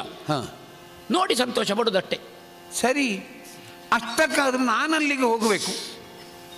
ಕೇಳಿ ತೃಪ್ತಿ ಪಡೆಯುವಲ್ಲ ನಾನು. ಆ ಸಾಧನೆಯಲ್ಲಿ ಹೋದಿಯಾ? ಹೌದು. ಅದಕ್ಕೆ ಏನಿದ್ರು ಕೂಡ ಬ್ರಾಹ್ಮಣರು ಶ್ರೇಷ್ಠರು ಅದನ್ನು ತಿಳಿದವರು ಯಾರು ಅಂತ ನನ್ನ ಕುಲಪುರೋಹಿತರಲ್ಲಿ ಕೇಳಿದೆ. ಆಚಾರ್ಯ ಮುಖೇನ. ಆಚಾರ್ಯರು ಅಂಥದ್ದಕ್ಕೆಲ್ಲ ದಾರಿ ಉಂಟು, ಇಲ್ಲೇ ಇದ್ರೆ ದಾರಿ ಹುಡುಕಬಹುದು. ಇನ್ನೊಂದು ಯಾಗ ಆಗಬೇಕು ಅಂತೇಳಿ ಆಶೆ ಹುಟ್ಟಿತು. ಇದು ಸುಮ್ಮನೆ ಕೇಳುದು ನಾನು. ಮೊದಲನೇ ಯಾಗದಲ್ಲೇ ಇತ್ತೋ ಅಲ್ಲ 90-100 ಆಗುವಾಗ ಬಂದದ್ದು ಅಲ್ಲ. ಇದು ಕೊನೆಯ ಅಶ್ವಮೇಧ ಆದ ಮೇಲೆ ಈ ಇನ್ನೊಂದು ಉಂಟು ಕೊನೆಯದ್ದು ಅಂತೇಳಿ. ಆಗ ಕೊನೆಯದ್ದಾಗ ನನ್ನ ಆಶೆಯ ಕೊನೆಯನ್ನು ಪೂರ್ತಿ ಪುಣ್ಯದ ಭಾಂಡ ತುಂಬಿದಾಗ ಕಾಣುವುದದು. ಏನಾಯ್ತು? ಈಗ ಅವಕಾಶ ಇಲ್ಲ, ನಾಳೆ ನೋಡುವ, ಅದು ಇದು ಅಂತೇಳಿ ತಪ್ಪಿಸಲಿಕ್ಕೆ ಶುರು ಮಾಡಿದರು ಕುಲಪುರೋಹಿತರು. ಹೌದು, ಅವರು ಎಲ್ಲ ಅವರ ಮಕ್ಕಳಾದರೂ ಅಷ್ಟೇ ವಿದ್ಯಾವಂತರು ಅಂತ ತಿಳಿಕೊಂಡು. ಹೌದೌದು, ಯಾಕೆಂದ್ರೆ ವೈದಿಕ ವಿದ್ಯೆ ಪೈತೃಕವಾಗಿ ವಾಂಶಿಕವಾಗಿ ಬರುವಂತಹ. ಹೌದು ಹೌದೌದು. ಅವರ ಮಕ್ಕಳಲ್ಲಿ ಹೋಗಿ ಈ ವಿಷಯವನ್ನೆಲ್ಲ ಹೇಳಿದೆ. ನಿಮ್ಮಪ್ಪಯ್ಯ ಒಪ್ಪಲಿಲ್ಲ, ನಾನು ನಿಮ್ಮಿಂದ ಮಾಡಿಸಲಿಕ್ಕೆ ಬಂದದ್ದು. ನಾನು ವಿಷಯವನ್ನು ಹೇಳಿದ ಕೂಡಲೇ ಆ ಮಕ್ಕಳು ಏನು ಮಾಡಿದ್ರೆ ಗೊತ್ತುಂಟು? ಕೇಳಿ ಶಪಿಸಿದರು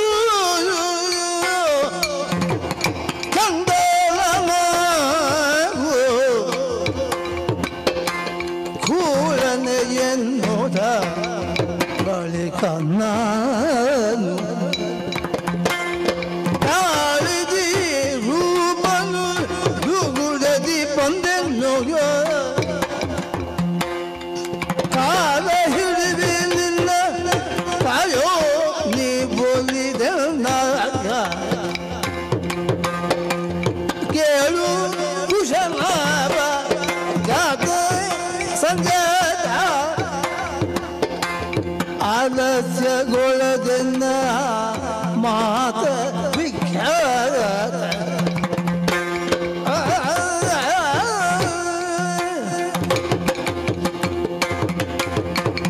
ಸ್ವಾಮಿನ್ ಸತ್ಯವ್ರತ, ಅಪ್ಪಯ್ಯ ಅನುಕೂಲರಾಗಲಿಲ್ಲ, ಮಕ್ಕಳಿಗೆ ಶರಣು ಹೋದೆ ನಾನು. ಸರಿ ಸರಿ ಆಗಲಿಲ್ಲ. ಅವರು ನಮ್ಮಿಂದ ಆಗಲಿಕ್ಕಿಲ್ಲ ಅಂತ ಅಷ್ಟೇ ಹೇಳಿ ನಿಲ್ಲಿಸಿದ್ರೆ ಆಗ್ತಿತ್ತು ಸ್ವಾಮಿ. ವಯಸ್ಸಾಗಿ ನನ್ನಿಂದ ಆಗಲಿಕ್ಕಿಲ್ಲ ಹೇಳಿದ್ದ ಅಲ್ಲ, ಹೇಳಲಿಕ್ಕೆ ಬರುವುದಿಲ್ಲ. ಕೆಲವೊಮ್ಮೆ ವಯಸ್ಸಾದ ಮೇಲೆ ವಯಸ್ಸಾಗಿದೆ ಅಂತ ಹೇಳಲಿಕ್ಕೆ ಆಗುದಿಲ್ಲ. ಇಲ್ಲಪ್ಪ, ನನ್ನಿಂದಲ್ಲ ಆಗ್ಲಿಕ್ಕಿಲ್ಲ ಇದು. ಹಾಗಲ್ಲ, ಆಗ್ಲಿಕ್ಕಿಲ್ಲ ಅನ್ನೋದು ನಿಮ್ಮಿಂದ ಆಗ್ಲಿಕ್ಕಿಲ್ವೋ, ನನಗೆ ಅದು ಆಗ್ಲಿಕ್ಕಿಲ್ವೋ ಅಂತ ಕೇಳಿದ್ದೆ ನಾನು. ನನಗೆ ಇತ್ಯರ್ಥ ಆಗಬೇಕು ಪ್ರಶ್ನೆಗೆ ಉತ್ತರ. ನಿನಗೆ ಭಾಗ್ಯ ಇಲ್ಲ, ಪೂರ್ವಜನ್ಮದ ಪುಣ್ಯ ಇಲ್ಲ, ಇಂಥದ್ದೆಲ್ಲ ಹೇಳಲಿಕ್ಕೆ ಶುರು ಮಾಡಿದರು. ಸ್ವಾಮಿನ್ ತನ್ನ ಸಾಧನೆ ತಾನು ಹುಟ್ಟಿದ ನಂತರದ ಕ್ಷಣದಿಂದ ಅಂತ ತಿಳ್ಕೊಂಡವ ನಾನು. ಹಿಂದಿನದ್ದು ಇರಲಿಕ್ಕೂ ಸಾಕು, ಅದನ್ನು ತೊಡೆದು ಹಾಕಿ ಮುಂದೆ ಹೋಗಬಹುದು ಎಂಬ ತೀರ್ಮಾನದವ ನಾನು. ಇವರು ಏನೋ ತಪ್ಪಿಸುವುದಕ್ಕೆ ಹೊರಡುತ್ತಾರೆ ಅಪ್ಪನ ಪಂಥ ಮಕ್ಕಳಿಗೂ ಅಂತ ಸ್ವಲ್ಪ ಮಾತು ಏರಿ ಹೋಯಿತು ಸ್ವಾಮಿ. ಕ್ಷಾತ್ರ ಜಾಗೃತ ಆದದ್ದು ಬಿಡುವುದಿಲ್ಲ. ಬೆಂಕಿ ಬಿಸಿಯಾದ್ರೆ ಯಾಕೆ ಅಂತ ಕೇಳಲಿಕ್ಕಿಲ್ಲ, ಅದರ ಸ್ವಭಾವ. ಗಾಳಿ ಬೀಸಿದ್ರೆ ಯಾಕೆ ಅಂತ ಕೇಳಲಿಕ್ಕುಂಟ, ನೀರು ಹರಿದ್ರೆ ಯಾಕೆ ಅಂತ ಕೇಳಲಿಕ್ಕುಂಟ? ಇಲ್ಲ. ಅದರದ್ದೇ ಆದಂತಹ ಸ್ವಭಾವ, ಅದನ್ನು ಬಿಟ್ಟು ಯಾವುದೂ ಇಲ್ಲಲ್ಲ. ಹಾಗಾಗಿ ಅವರಲ್ಲಿ ಆರಂಭದಲ್ಲಿ ವಿನೀತ ಭಾವದಿಂದ ಮಾತನಾಡ್ತಾ ಇದ್ದಂತಹ ನಾನು ಮತ್ತೆ ನನ್ನ ತಾಳ್ಮೆ ಕಳೆದು ಹೋಯಿತು. ಸ್ವಲ್ಪ ಸ್ವರ ಏರಿಸಿ ಮಾತಾಡಿದೆ. ನಿಮಗೆ ಮಾತ್ರವೋ ಸಾಧ್ಯ? ಇನ್ನೂ ವಿದ್ಯಾವಂತರು ಜಗತ್ತಿನಲ್ಲಿ ಎಷ್ಟೋ ಮಂದಿ ಇದ್ದಾರೆ.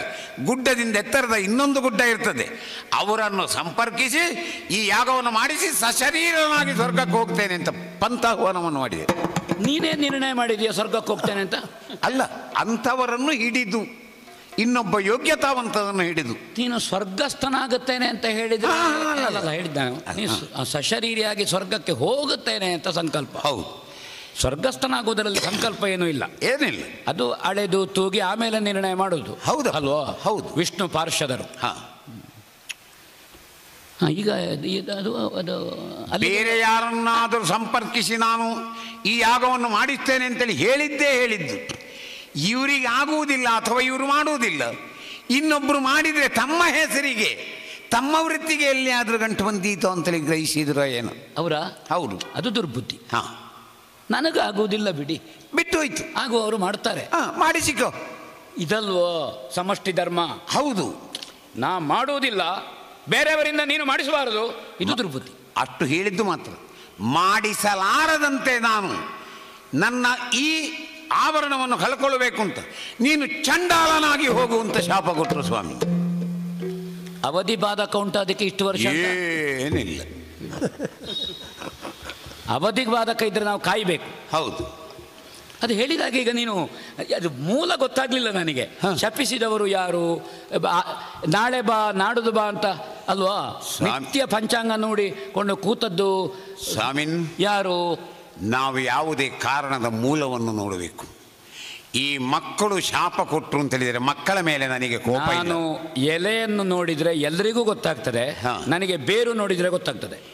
ಈ ಮಕ್ಕಳು ಈ ರೀತಿ ವರ್ತಿಸಬೇಕಿದೆ ಕಾರಣ ಇವರ ಅಪ್ಪಯ್ಯ ಅವರಿಂದ ತಿರಸ್ಕೃತ ಅಂತ. ಅವರ ಅಪ್ಪಯ್ಯ ನಮ್ಮ ಕುಲ ಪುರೋಹಿತರು ವಸಿಷ್ಠರು ಸ್ವಾಮಿ. ಹೌದು,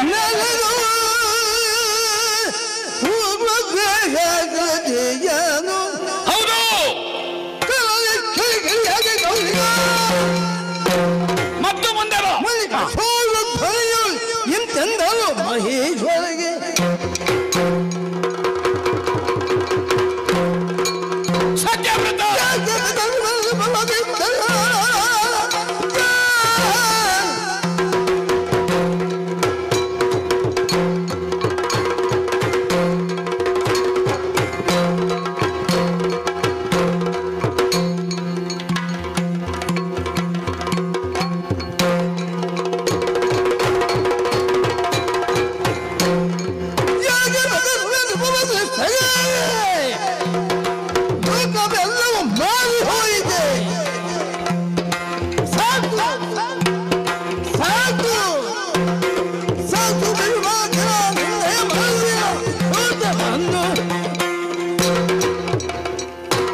ಸತ್ಯವ್ರತ ಏಕೆ ಬೆದರುವೆ? ಭಯವನ್ನು ಬಿಟ್ಟು ಬಿಡು. ಈ ಪ್ರದೇಶವನ್ನು ನಾನು ಕಣ್ಣು ಮುಚ್ಚುವಾಗ ಇದ್ದ ಸ್ಥಿತಿಯಲ್ಲಿ ಈಗ ಇಲ್ಲ. ಹಸುವಿನ ಕರುವನ್ನು ತಿನ್ನುವುದಕ್ಕೆ ಹಾಯುವ ವ್ಯಾಘ್ರ ಸಂಕುಲಗಳೆತ್ತಿಲ್ಲಿ. ಹೌದೌದು. ಕಪಿಚೇಷ್ಟೆಯಿಂದ ತನಗೆ ಆಧಾರವನ್ನಾಗಿ ಕೊಟ್ಟ ಗೆಲ್ಲನ್ನು ಮೆಟ್ಟಿ ಇನ್ನೊಂದರ ಭರವಸೆಯಲ್ಲಿ ಹಾರುವ ಕೋತಿಗಳಿದ್ದವಿಲ್ಲಿ. ಇದ್ದವು. ಹರಿದಾಡುವ ಹಾವನ್ನು ಮುರಿದು ಮುಕ್ಕುವ ನವಿಲುಗಳು, ಮಂಡೂಕವನ್ನು ತಿಂದು ಉಪಜೀವನವನ್ನು ನಡೆಸುವಂತಹ ಸರೀಸೃಪಗಳು. ಈಗ ನೋಡಿ ಹೇಗುಂಟು. ಹಸುವಿನ ಕೆಚ್ಚಲಿಗೆ ಬಾಯಿ ಹಾಕುವ ಹುಲಿಯ ಮರಿಗಳನ್ನು ಬಿಡು, ಹುಲಿಯ ಕೆಚ್ಚಲಿಗೆ ಬಾಯಿ ಹಾಕುವ ಹಸುವಿನ ಕರುಗಳನ್ನು ನೋಡು ನೀನು. ಅದು ನಿಮ್ಮ ಪ್ರಭಾವ. ಅದು ಪ್ರಸವ ವೇದನೆಯಲ್ಲಿರುವ ಮಂಡೂಕಕ್ಕೆ ಹೆಡೆಯರಳಿಸಿ ನೆರಳನ್ನು ಕೊಡುವಂತಹ ಸರ್ಪವನ್ನು ನೋಡು ನೀನು. ವಿಚಿತ್ರ ಆದರೂ ಸತ್ಯ. ಹೌದಾ? ಹೌದು. ಋತುಭೇದವನ್ನು ಮರೆತು ನಳನಳಿಸಿ ಚಿಗುರಿ ನಿಂತಹ ಪ್ರಕೃತಿಯ ಸೌಂದರ್ಯವನ್ನು ನೋಡು ನೀನು. ನಿತ್ಯ ವಸಂತ. ಎಲ್ಲವೂ ಉತ್ಕರ್ಷವಾಗಿದೆ. ಹೌದು. ಯಾವುದೂ ಅಪಕರ್ಷವಿಲ್ಲ. ಇಲ್ಲ. ಹುಲಿ ಹಸುಗಳು ನೋಡು ಜೊತೆಯಲ್ಲಿವೆ, ನೀರು ಕುಡಿಯುತ್ತವೆ. ಹೌದಾ? ಹುಲಿ ಹುಲ್ಲು ತಿನ್ನುವುದನ್ನು ನೋಡಿದ್ಯಾ? ನೋಡಿಲ್ಲಿ ಅದು ಹಸುವನ್ನು ಅನುಕರಿಸುವುದು. ಅದರಲ್ಲಿ ಹಸುವಿನ ಸ್ವಭಾವ ಬಂದಿದೆ. ಹೌದು. ಹಾಗೆಂತ ಊರಿನಲ್ಲಿ ಹಟ್ಟಿಯಲ್ಲಿ ಕೊಂಡೋಗಿ ಕಟ್ಲಿ ಗೊತ್ತಿಲ್ಲ, ಯಾಕೆ ನಾನು ಜೊತೆಗಿರಬೇಕು. ಹೌದು. ನನ್ನ ಮೌನವೇ ಇವರ ನಿಯಂತ್ರಣ. ಎಲ್ಲರೂ ನಿಯಂತ್ರಿಸುವುದು ಬೊಬ್ಬೆ ಹಾಕಿ, ನಾನು ನಿಯಂತ್ರಿಸುವುದು ಮೌನದಿಂದ. ಈಗ ಕಂಡುಕೊಂಡದ್ದು ನಾನು ಮೊದಲು, ನನಗೂ ಗೊತ್ತಿಲ್ಲ. ಇನ್ನೇನು ಹೋಗುತ್ತೇನೆ, ಸಮೀಪಿಸ್ತೇನೆ. ನಾನು ಹಿಡ್ಕೊಂಡೆ ಅಂತ ತಿಳ್ಕೊಂಡೆ, ನೀ ಹೇಳಿದ್ದಿ. ಎಳೆದಿ ನನ್ನ. ಇಲ್ಲ, ನೀವು ಸ್ವಲ್ಪ ಬಿಸಿ ಆಗಲೇಬೇಕು. ಹೌದು, ಸತ್ಯವ್ರತ. ಇದನ್ನು ನೋಡುವಾಗ ನನಗೆ ಕಾಣ್ತದೆ, ಇದೊಂದು ಧರ್ಮಕ್ಷೇತ್ರ, ಇದು ಧರ್ಮಸ್ಥಳ. ಹೌದು. ಇದರಿಂದ ನಾನು ಹೇಳ್ತೇನೆ, ಅಭಯದಾನವನ್ನಿತ್ತಿದ್ದೇನೆ. ಏಕೆ ಬೆದರುವೆ? ಗುರುಗಳು, ಗುರು ವಸಿಷ್ಠಗೆ. ಹೌದು ಹೌದು ಹೌದು, ಗುರು ವಸಿಷ್ಠಗೆ ನನ್ನ ಪ್ರಾಮಾಣಿಕವಾದ ಪ್ರಯೋಗ ಇದು. ನೀ ಅರ್ಥ ಮಾಡಿಕೊ. ವಸಿಷ್ಠರಲ್ಲಿ ನನಗೆ ದ್ವೇಷವೋ ಉಂಟು, ಅದಕ್ಕಿಂತ ಮೊದಲು ಪ್ರೀತಿ ಉಂಟು. ಪ್ರೀತಿಯಿಂದಲೇ ವಸಿಷ್ಠರನ್ನು ದ್ವೇಷಿಸುತ್ತಿರುವವ ನಾನು. ಅದು ನಿಜವಾದ ಸ್ಪರ್ಧೆ. ಪ್ರಪಂಚ ತಿಳಿಯದೇ ಇದ್ದವರು, ವಸಿಷ್ಠ ಕೌಶಿಕರನ್ನು ತಿಳಿಯದೇ ಇದ್ದವರು, ಅವರು ಹೇಳ್ತಾರೆ ಕೌಶಿಕ ವಸಿಷ್ಠರನ್ನು ಹೆಸರು ಹೇಳಿ ಹೆಸರಿಗೆ ಅಕ್ಕಿ ಹಾಕಿದ್ರೆ ಅನ್ನ ಆಗುವುದಿಲ್ಲ ಅಂತ ಹೇಳ್ತಾರೆ. ಅರ್ಧ ಬೆಂದೀತಷ್ಟೇ ಅಂತಾರೆ. ಅಲ್ಲ, ನಾನು ಅನ್ನ ಬೇಯಿಸುವುದಿದ್ರೆ ವಸಿಷ್ಠ ಮಂತ್ರದಿಂದ. ವಸಿಷ್ಠರು ಉಪವಾಸ ಕೂತ್ರೆ ಏಕಾದಶಿಯ ಆಚರಣೆ ಮಾಡುವುದವರು ವಿಶ್ವಾಮಿತ್ರ ಮಂತ್ರದಲ್ಲಿ.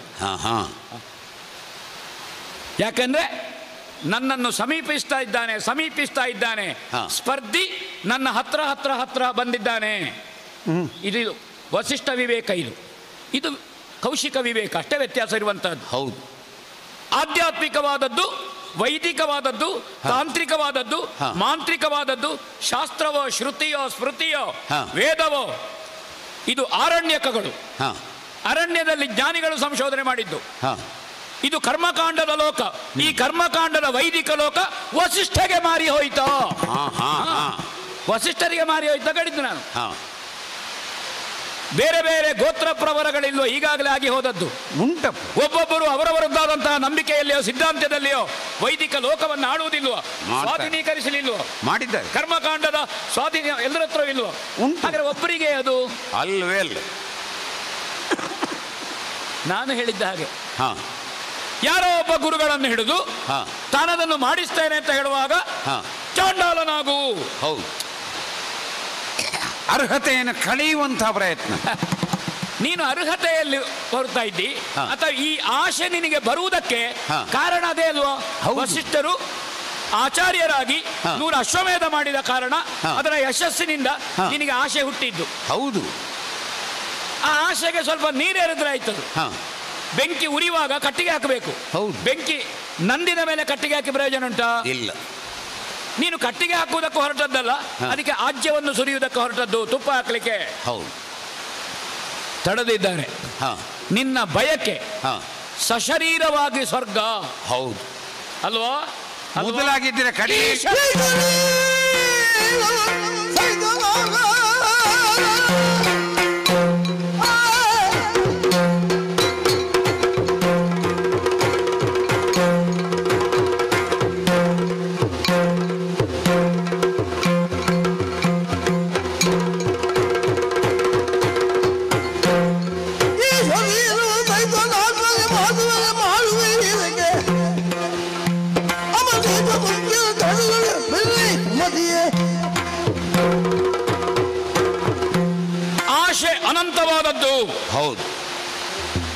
ಆಶೆಗೆ ಇಂಧನ ಯಾವುದು ಅಂತ ಕೇಳಿದ್ರೆ ಅದನ್ನು ಪೂರೈಸುವಂತಹದ್ದು. ಅಗ್ನಿ ಕೆನ್ನಾಲಗೆಯಿಂದ ಜಾಜ್ವಲ್ಯಮಾನವಾಗಿ ಉರಿಯುವುದು ಯಾಕೆ? ಅಗ್ನಿಯ ಆಶೆ. ಅವಾಗ ತುಪ್ಪ ಹಾಕಬೇಕು. ಹಾಕುವಾಗ ಹೇಳಬೇಕು ಇದು ನನ್ನದಲ್ಲ, ಹೇಳುವ ಮೊದಲು ನನ್ನದೇ ಅಲ್ವೋ? ಹೌದು. ಇದನ್ನು ಸ್ವಾರ್ಥ ಅಂತ ನಾವು ಹೇಳಲಿಕ್ಕಿಲ್ಲ.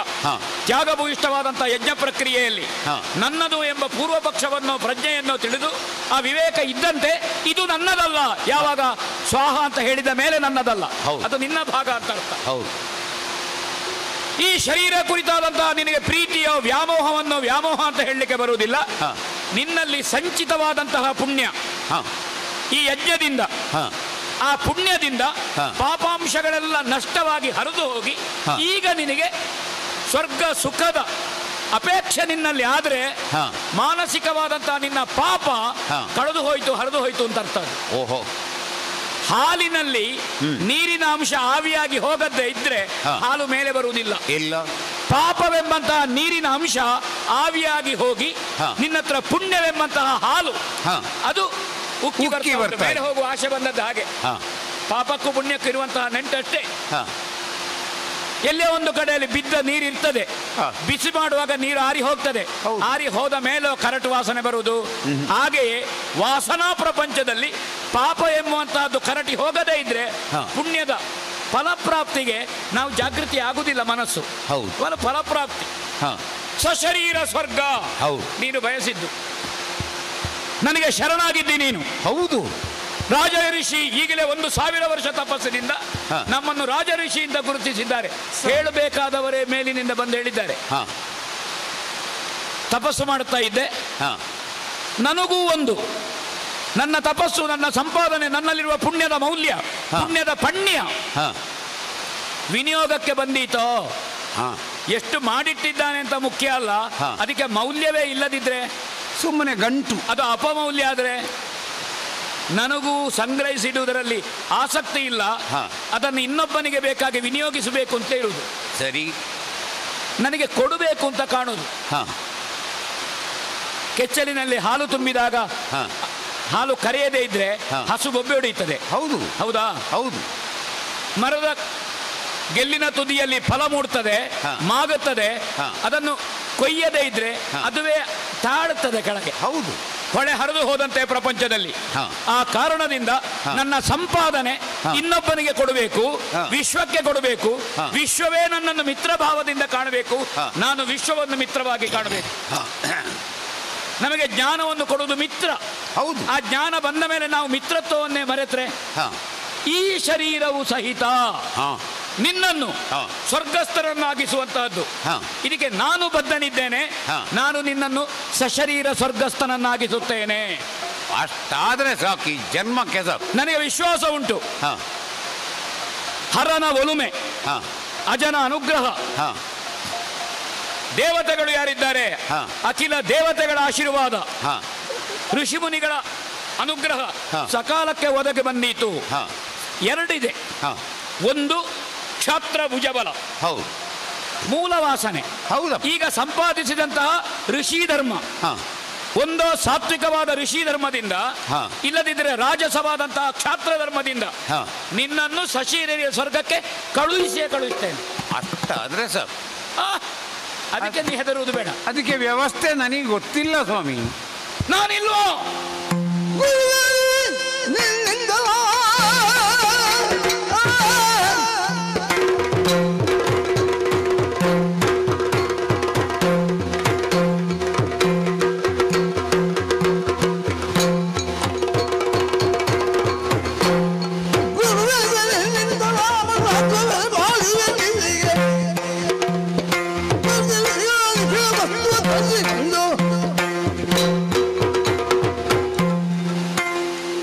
ಸತ್ಯವೃತ ಸ್ವಾಮಿನ್. ಯಜ್ಞ ಮನುಷ್ಯರ ಕಾಮಧೇನು. ಹೌದೌದು. ಜ್ಯೋತಿಷ್ಠೋಮಾದಿ ಯಾಗಗಳು ಸ್ವರ್ಗಾಪೇಕ್ಷೆಗಾಗಿಯೇ ಮಾಡುವುದಲ್ವ? ಹೌದು. ಒಂದು ನಾವು ಇದ್ದದ್ದನ್ನು ಸ್ವರ್ಗ ಮಾಡುವುದು. ಹೌದು. ಇನ್ನೊಂದು ಇರುವ ಸ್ವರ್ಗಕ್ಕೆ ನಾವು ಹೋಗುವುದು. ಹೌದು. ಎರಡಿದೆ. ಹೌದು. ಒಂದು ವೇಳೆ ನಿನ್ನಲ್ಲಿ ಪಾಪವೇ ಉಂಟು, ತ್ರಿಶಂಕು ನೀನು. ಅದುವೇ ಇರ್ತಿದ್ರೆ ತ್ರಿಮೂರ್ತಿಗಳ ಸಾನ್ನಿಧ್ಯ ಇರುವ, ದಿಕ್ಪಾಲಕರ ಯೋಗ್ಯತೆ ಇರುವ ಸಿಂಹಾಸನ ನಿನ್ನನ್ನು ಸ್ವೀಕರಿಸ್ತಿತ್ತ? ಸೂರ್ಯವಂಶದ ರಾಜನಾಗಿ ಬಹುಕಾಲ ಮೆರೆದಿದ್ದೇನೆ ನಾನು. ಮನುಷ್ಯರ ಬದುಕಿಗೆ ವಿಧಿ ನಿಷೇಧವನ್ನು ಬರೆದ ಮನು ಇಡೀ ಜಗತ್ತಿಗೆ ಕಬ್ಬಿನ ಸಿಹಿಯನ್ನು ಕೊಟ್ಟಂತ ಇಕ್ಷ್ವಾಕು. ಹೌದು, ಇವರೆಲ್ಲ ಎಂತವರು ಅಲ್ವಾ? ಅವರೇರಿದ ಸಿಂಹಾಸನದಲ್ಲಿ ನನ್ನನ್ನು ಪುನಃ ಕೂತುಗೊಳಿಸಿ, ಅವರು ಏರಿದ ಸಿಂಹಾಸನ ಅದು. ಅದರಲ್ಲಿರುವ ಧಾರ್ಮಿಕತೆ ಎಷ್ಟು ದೊಡ್ಡದು, ಹೌದು, ಅದರ ಪುಣ್ಯದ ಮೌಲ್ಯ ಎಷ್ಟು ದೊಡ್ಡದು. ಆ ಸಿಂಹಾಸನದಲ್ಲಿ ನೀನು ಕುಳಿತಿದ್ದಿ ಅಂತಾದ್ರೆ ಆ ದಿವ್ಯವಾದಂತಹ ಸಿಂಹಾಸನ ನಿನ್ನನ್ನು ಸ್ವೀಕರಿಸಿದೆ, ಪಥೀಕರಿಸಿದೆ, ಮನ್ನಿಸಿದೆ. ಹೌದು, ಆಕ್ಷೇಪ ಮಾಡುವ ಹಾಗಿಲ್ಲ. ವಿವೇಕ ತಿಳಿದ ಲೋಕಪ್ರಜ್ಞೆ ಇರುವ ಸ್ವಸ್ವರೂಪ ಜ್ಞಾನ ಇರುವ ಒಬ್ಬನನ್ನು ಸಿಂಹಾಸನ ಹತ್ತಿ ಕುಳಿತರೆ ಬಿಸಾಡ್ತದೆ. ಮಗುವನ್ನೇನು ಮಾಡುವುದಿಲ್ಲ ಅದು. ಮಗು ಹತ್ತಿ ಕುಳಿತರೆ ಸಿಂಹಾಸನದ ಯೋಗ್ಯತೆ ಉಂಟು, ಸ್ವಯಂ ಸಾನ್ನಿಧ್ಯ ಉಂಟು ಅದರಲ್ಲಿ. ಈಗ ನಿನ್ನನ್ನು ಅನಿವಾರ್ಯ ಸಂದರ್ಭದಲ್ಲಿ ನಿನ್ನನ್ನು ಕರ್ಕೊಂಡು ಬಂದು ಸಿಂಹಾಸನದಲ್ಲಿ ಕೂತ್ಕೊಳಿಸಲಿಲ್ವಾ? ಕೂತ್ಕೊಳಿಸಿದ್ದಾರೆ. ನಿಮ್ಮ ಗುರುಗಳೇ ಕೂತ್ಕೊಳಿಸಿದ್ದು. ಅಯ್ಯೋ, ಅವರೇ ಪುನಃ ನನ್ನ ತಲೆಗೆ ನೀರೇರದವರು. ಅರಾಜಕತೆ ಬಂದಾಗ, ನಿನ್ನ ಪಿತೃಮಹಾಶಯ ವಾನಪ್ರಸ್ಥಿಯಾಗುವಾಗ ನಿನ್ನನ್ನು ಕರ್ಕೊಂಡು ಕೂತ್ಕೊಳಿಸಿದ್ದಾರೆ ಎನ್ನುವುದರಿಂದ ನಿನ್ನನ್ನು ಒಪ್ಪಿದ ಹಾಗ ಆಯ್ತಲ್ಲ. ನನ್ನ ಅರ್ಹತೆಗೆ ಅವರೇ ಪ್ರಶಸ್ತಿಯನ್ನು ಕೊಟ್ಟ ಹಾಗಲ್ವ?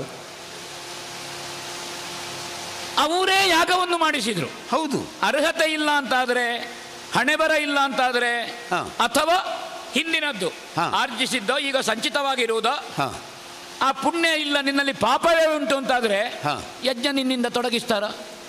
ಶುರುವಿಂದಕ್ಕೆ ನಿನಗೆ ಬೇಡ ಅಂತೇಳಿ ಹೇಳ್ತಿದ್ರಲ್ಲೋ. 100 ಮೇಲೆ ನಿನ್ನ ಅಪೇಕ್ಷೆಗೆ ಆವಾಗಲೂ ಇದು ಬೇಡ ಮಗ, ನಿನಗೆ ಯೋಗ್ಯತೆ ಇಲ್ಲ ಅಂತ ಹೇಳಿದ್ರ? ಅವರ ಬಾಯಿಂದ ಬರಲಿಲ್ಲ. ನಾಳೆ ಮುಂದಿನ ವಾರ ಅಲ್ವಾ? ಹೌದು, ಈಗ ಅವಕಾಶ ಇಲ್ಲ. ಇದುವೇ ಉತ್ತರಗಳು. ಇದು ನಿನ್ನ ಆಶೆಗೆ ಮತ್ತಷ್ಟು ನೀರೆರಿಯುವುದು. ಅಂಥದ್ರಲ್ಲೇ ನನಗೆ ಆಶೆ ಹೆಚ್ಚಾಗುವುದು. ಆಗುವುದಿಲ್ಲ, ಬೇಡ, ಅಷ್ಟೇ ಅಲ್ವಾ? ಇದು ಮಗುವಿನ ಹತ್ರ ಹೇಳಿದ ಹಾಗೆ. ಈಗ ತಿನ್ನಬೇಡ ನೀನು, ಮಧ್ಯಾಹ್ನ ತಿನ್ನು, ಉಂಟು ಉಂಟು ಅಂತ. ಮಗು ಮಲಗುವುದೇ ಇಲ್ಲ ಮಧ್ಯಾಹ್ನ. ಇಲ್ಲ, ಮಧ್ಯಾಹ್ನವರೆಗೆ ಅದರದ್ದೇ ಆಶೆ, ಅದನ್ನು ಕೊಟ್ಟ ಮೇಲೆ ಮಲಗ್ತದೆ. ಹೌದು. ಹಾಗಾದ್ರೆ ನಿನ್ನ ಆಶೆಯನ್ನು, ಅಪೇಕ್ಷೆಯನ್ನು ಪರೋಕ್ಷವಾಗಿ ಬೆಳೆಸಿದ್ರು ನನ್ನ ಗುರುಗಳು. ನನಗೆ ಇರುವುದು ಹಾಗೆ. ಅವರು ಬೆಳೆಸಿದ್ದು ಆಗುವುದಿಲ್ಲ ಅಂತ ಹೇಳಿದ್ರೆ ಯಾಕಾಗುವುದಿಲ್ಲ? ಯಾರ್ಯಾರೋ ಹಾಕಿದ ಬುನಾದಿಯ ಮೇಲೆ ನಾನು ಸ್ವರ್ಗ ಕಟ್ಟುವುದಲ್ಲ. ವಸಿಷ್ಠರು ಹಾಕಿದ ಬುನಾದಿ ಅಲ್ವಾ? ಹೌದು ಅಲ್ವಾ? ಅದರಲ್ಲಿ ಎಲ್ರಿಗೂ ಸಾಧ್ಯ ಇಲ್ಲ ಕಟ್ಟಲಿಕ್ಕೆ. ಈಗ ಸ್ವರ್ಗಕ್ಕೆ ಭೂಮಿ ಪೂಜೆ ಮಾಡಿದ್ದು ವಸಿಷ್ಠರಲ್ವಾ? ಹೌದು. ವಸಿಷ್ಠರು ಭೂಮಿ ಪೂಜೆ ಮಾಡಿದ ಅಲ್ಲಿ ನಾನು ಸ್ವರ್ಗ ಸೌಧವನ್ನು ಕಟ್ಟುವ ಅಂತ ಹೊರಟ. ಹೌದು, ಕೌಶಿಕ ನಾನು. ನನಗೂ ಇರುವುದಷ್ಟೇ. ವಸಿಷ್ಠರು ಹೌದಾ ಆಯ ನೋಡಿದ್ದು, ಗುರುತು ಮಾಡಿದ್ದರಲ್ಲಿ ನಾ ಸೌಧ ಕಟ್ಟಿದ್ರೆ ಅದನ್ನು ವಸಿಷ್ಠರು ಒಪ್ಪಿದ್ರೆ ನಮಗೆ ಬೇರೆ ಬೇಕಾ? ನಿಜವಾಗಿಯೂ ಅವರಿಂದ ಸಾಧ್ಯ ಇಲ್ಲ ಇದ್ದದ್ದನ್ನು ನೀವು ಮಾಡಬೇಕು. ಅಲ್ಲ, ನನಗೂ ಸಾಧ್ಯ ಉಂಟು, ನನಗೂ ಸಾಧ್ಯ ಉಂಟು. ಅದಕ್ಕಾಗಿ ನಿನಗೆ ಗುರುವೆಂದೆನಿಸಿ ಸಾಕು. ಸತ್ಯವ್ರತ ಒಂದು ನಿನ್ನ ಪುಣ್ಯದಿಂದ ಹೋಗುವುದು. ಪ್ರಸ್ತಾಪನ ನಾ ಹೇಳಿದೆ, ಯಜ್ಞೋ ವೈ ವಿಷ್ಣು ಯಜ್ಞೋ ವೈ ನಾರಾಯಣ. ಎಲ್ಲವನ್ನು ಕೊಡುವ ಅವನೇ ಅಲ್ವೋ? ಹೌದಪ್ಪ. ಯಜ್ಞ ಶೇಷ ರುದ್ರ. ಹೌದು. ಆ ತತ್ವದಲ್ಲಿ ನಾನು ಆಸಕ್ತನಾಗಿ ನಾನು ಸಾಗುತ್ತಾ ಇರುವವ. ನನ್ನ ವಿವೇಕಕ್ಕೆ ಅವನ ಅನುಗ್ರಹದ ಅನುಭವ ಆಗ್ತಾ ಉಂಟು. ಹಾಗಾದ್ರೆ ಯಾಕೆ ನನ್ನಿಂದ ಆಗ್ಲಿಕ್ಕಿಲ್ಲ? ಖಂಡಿತ ನೀವು ಮನಸ್ಸು ಮಾಡಿದ್ರೆ ಅದೀತು. ತ್ರಿಕರಣ ಅಂತಃಕರಣ ಶುದ್ಧ ಭಾವದಿಂದ. ಒಂದು ವೇಳೆ ಈಗಾಗಲೇ ನಿನ್ನಲ್ಲಿರುವಂತಹ ಪುಣ್ಯ ಅದು ಪರಮ ಪ್ರಾಪ್ತಿಗೆ ಸಾಕಾಗುವುದಿಲ್ಲ. ಹೌದಪ್ಪ. 1000 ವರ್ಷದ ಸಾವು ಇರದ ತಪಸ್ಸಿನ ಫಲ ನನ್ನಂತ್ರ ಉಂಟು. ಆ ಫಲಕ್ಕೆ ಸಾವು ಇಲ್ಲ. ನಿನಗೆ ಅರ್ಥ ಆಯ್ತದು? ನನ್ನ 1000 ವರ್ಷದ ತಪಸ್ಸಿನ ಫಲ ಸಾವನ್ನು ಮೀರುವ ಹೌದು ತಪಸ್ಸಿನ ಫಲ ಅದು. ಅದನ್ನೇ ಅಮೃತ ಫಲ ಅಂತ ಹೇಳುದು ನಾವು. ನಿಜ. ಒಂದು ವೇಳೆ ಸಿಟ್ಟೇ ಬರಲಿ, ನಿನ್ನನ್ನು ಎತ್ತಿ ಅಮೃತ ಭಾಂಡಕ್ಕೆ ಹಾಕೇನೆ ಹೊರತು ವಿಷದ ಭಾಂಡಕ್ಕೆ ನಾ ಹಾಕುವವನಲ್ಲ. ಸಾಕು. ನಿನಗೆ ಗುರುವೆಂದೆನಿಸಿ ಅಥವಾ ನಿನ್ನಲ್ಲಿ ಕಡಿಮೆ ಆಯಿತು ಅಂತಂದ್ರೆ ಪಾತ್ರತ್ವ ಶುದ್ಧ ಉಂಟಲ್ಲ, ನನ್ನ ತಪೋಪ್ರಭಾವವನ್ನು ನಿನ್ನಲ್ಲಿ ತುಂಬಿಸಿ ಏನು. ಈ ಪಾತ್ರೆ ಬರಿದಾದ್ರೂ ತೊಂದರೆ ಇಲ್ಲ, ಮತ್ತೆ ತುಂಬಿಸಿಕೊಳ್ಳಬಲ್ಲೆ. ಆ ಪಾತ್ರವನ್ನು ತುಂಬಿಸಬೇಕಾದ್ದು ಈ ಪಾತ್ರಕ್ಕೆ ಹೊಣೆ ಅಂತ ನಾನು ತಿಳ್ಕೊಂಡಿದ್ದೇನೆ. ಯಾಕೆಂದ್ರೆ ನೀನು ಬಾಗಿದ್ದಿ, ಬಿಲ್ಲಾಗಿರಬೇಕು ಬಲ್ಲವರುಳು. ಹೌದಪ್ಪ. ಅದನ್ನು ಹೆದೆಯೇರಿಸುವುದಷ್ಟೇ ನನಗೆ ಲಕ್ಷ್ಯ. ನೀ ನಮಸ್ಕರಿಸುವಾಗಲೂ ನಾನು ಪ್ರಣವದ ಕಡೆಗಿದ್ದೆ. ಈಗ ಅದರ ಸಿದ್ಧಿ ಮತ್ತು ನನ್ನ ಸಾಧ್ಯತೆಯ ಸಾಧನೆಯನ್ನು ವಸಿಷ್ಠರಿಗೆ ವರೆಗೆ ತಲುಪಲಿಕ್ಕೆ ಪರಿಚಯಿಸಲಿಕ್ಕೆ ನಿನ್ನನ್ನು ಬಿಲ್ಲನ್ನಾಗಿ ಬಳಸಿದ್ದೇನೆ. ಬಾಣ ನನ್ನದ್ದು. ಸರಿ. ತ್ರಿಶಂಕು ಎಂಬಂತಹ ಬಿಲ್ಲಿನಲ್ಲಿ ನನ್ನ ತಪೋಪ್ರಭಾವದ ಆಧ್ಯಾತ್ಮ ಬಾಣವನ್ನು ನಾನು ಆ ಲಕ್ಷ್ಯದ ಕಡೆಗೆ ಬಿಡುವುದಕ್ಕಿದ್ದೇನೆ. ನೆನಪಿಟ್ಟುಕೋ ನೀನು. ಸರಿ. ಹೆದರಬೇಡ. ನಿನ್ನಿಂದ ಅಮಲೋದ್ವರವನ್ನು, ಮಲಿನತೆ ಅಂತ ಹೇಳಿದ್ರಲ್ಲ, ಶ್ರೇಷ್ಠವಾದಂತಹ ಧ್ವರವನ್ನು ನಾ ಮಾಡಿಸ್ತೇನೆ. ನೀನು ಭೀತನಾಗುವುದು ಬೇಡ. ಪ್ರೀತಿಯಿಂದಲೇ ನಿನ್ನನ್ನು ಪಥೀಕರಿಸಿದ್ದೇನೆ. ಧನ್ಯ. ಹಾಗಾದ್ರೆ ಇನ್ನು ಸಿದ್ಧತೆಗಳು. ಊರಿನಲ್ಲಿ ವ್ಯವಸ್ಥೆ ಉಂಟಲ್ವಾ? ಅದಕ್ಕೆಲ್ಲ ವ್ಯವಸ್ಥೆ ಮಾಡಿ ಬಂದದ್ದು. ನಿನ್ನ ಮಗನನ್ನು ಪಟ್ಟಾಭಿಷೇಕ ಮಾಡಿ ನಾನೇ ಕೂತ್ಕೊಳ್ಳಿ. ಇದನ್ನು ವಸಿಷ್ಠರು ಆಗುದಿಲ್ಲ ಹೇಳಿದ್ರ? ಅವರು ದೂರ ನಿಂತದ್ದು, ನಾನೇ ಎಲ್ಲ ಮುಂದೆ ಹೋಗಿ ಮಾಡಿದ್ದು. ಈಗ ನೀನು ಹೊಲೆತನದಿಂದಲೇ ಪಟ್ಟಾಭಿಷೇಕ ಮಾಡಿದ್ದರಲ್ಲಿ ನನ್ನ ರಾಜಗುರುವಾಗಿ ನಾನು ಇರುವುದಿಲ್ಲ ಅಂತ ಊರು ಬಿಟ್ಟು ಹೋದ್ರ? ಅವರು ದೂರ ನಿಂತು ನೋಡಿದ್ದಾರೆ ಹೊರತು ಜಾಗ ಖಾಲಿ ಮಾಡಲಿಲ್ಲ. ಮತ್ತೊಬ್ಬ ಅಭ್ಯರ್ಥಿ ಇದ್ದಾನೆ ಅಂತಾದ್ರೆ ಯಾರೂ ಎದ್ದು ಹೋಗುವುದಿಲ್ಲ. ಒಬ್ಬ ತಯಾರಾಗ್ತಾ ಇದ್ದಾನಲ್ಲ. ಹೌದೌದು. ಆ ಕಾರಣದಿಂದ ನಾವು ಹರಿಯುವ ನದಿ ಬದಿಗೆ ಹೋಗಬೇಡುವ? ಹೌದು. ವಿಧಿತ ಕರ್ಮದಲ್ಲಿ ಮಾಡಬೇಡುವ? ನೋಡ ಗುರುಗಳೇ, ನೀವು ಹೇಳಿ. ನೀವು ಹೇಳಿ. ಹೌದು, ಸರಯು ನದಿಯ ತೀರಿಗೆ ಹೇಗೆ ತೊಡಗುವುದು? ನಾವು ತೊಡಗುವುದು ಹೇಗೆ? ವಿದಿತ ಮಂತ್ರಗಳಲ್ಲಿ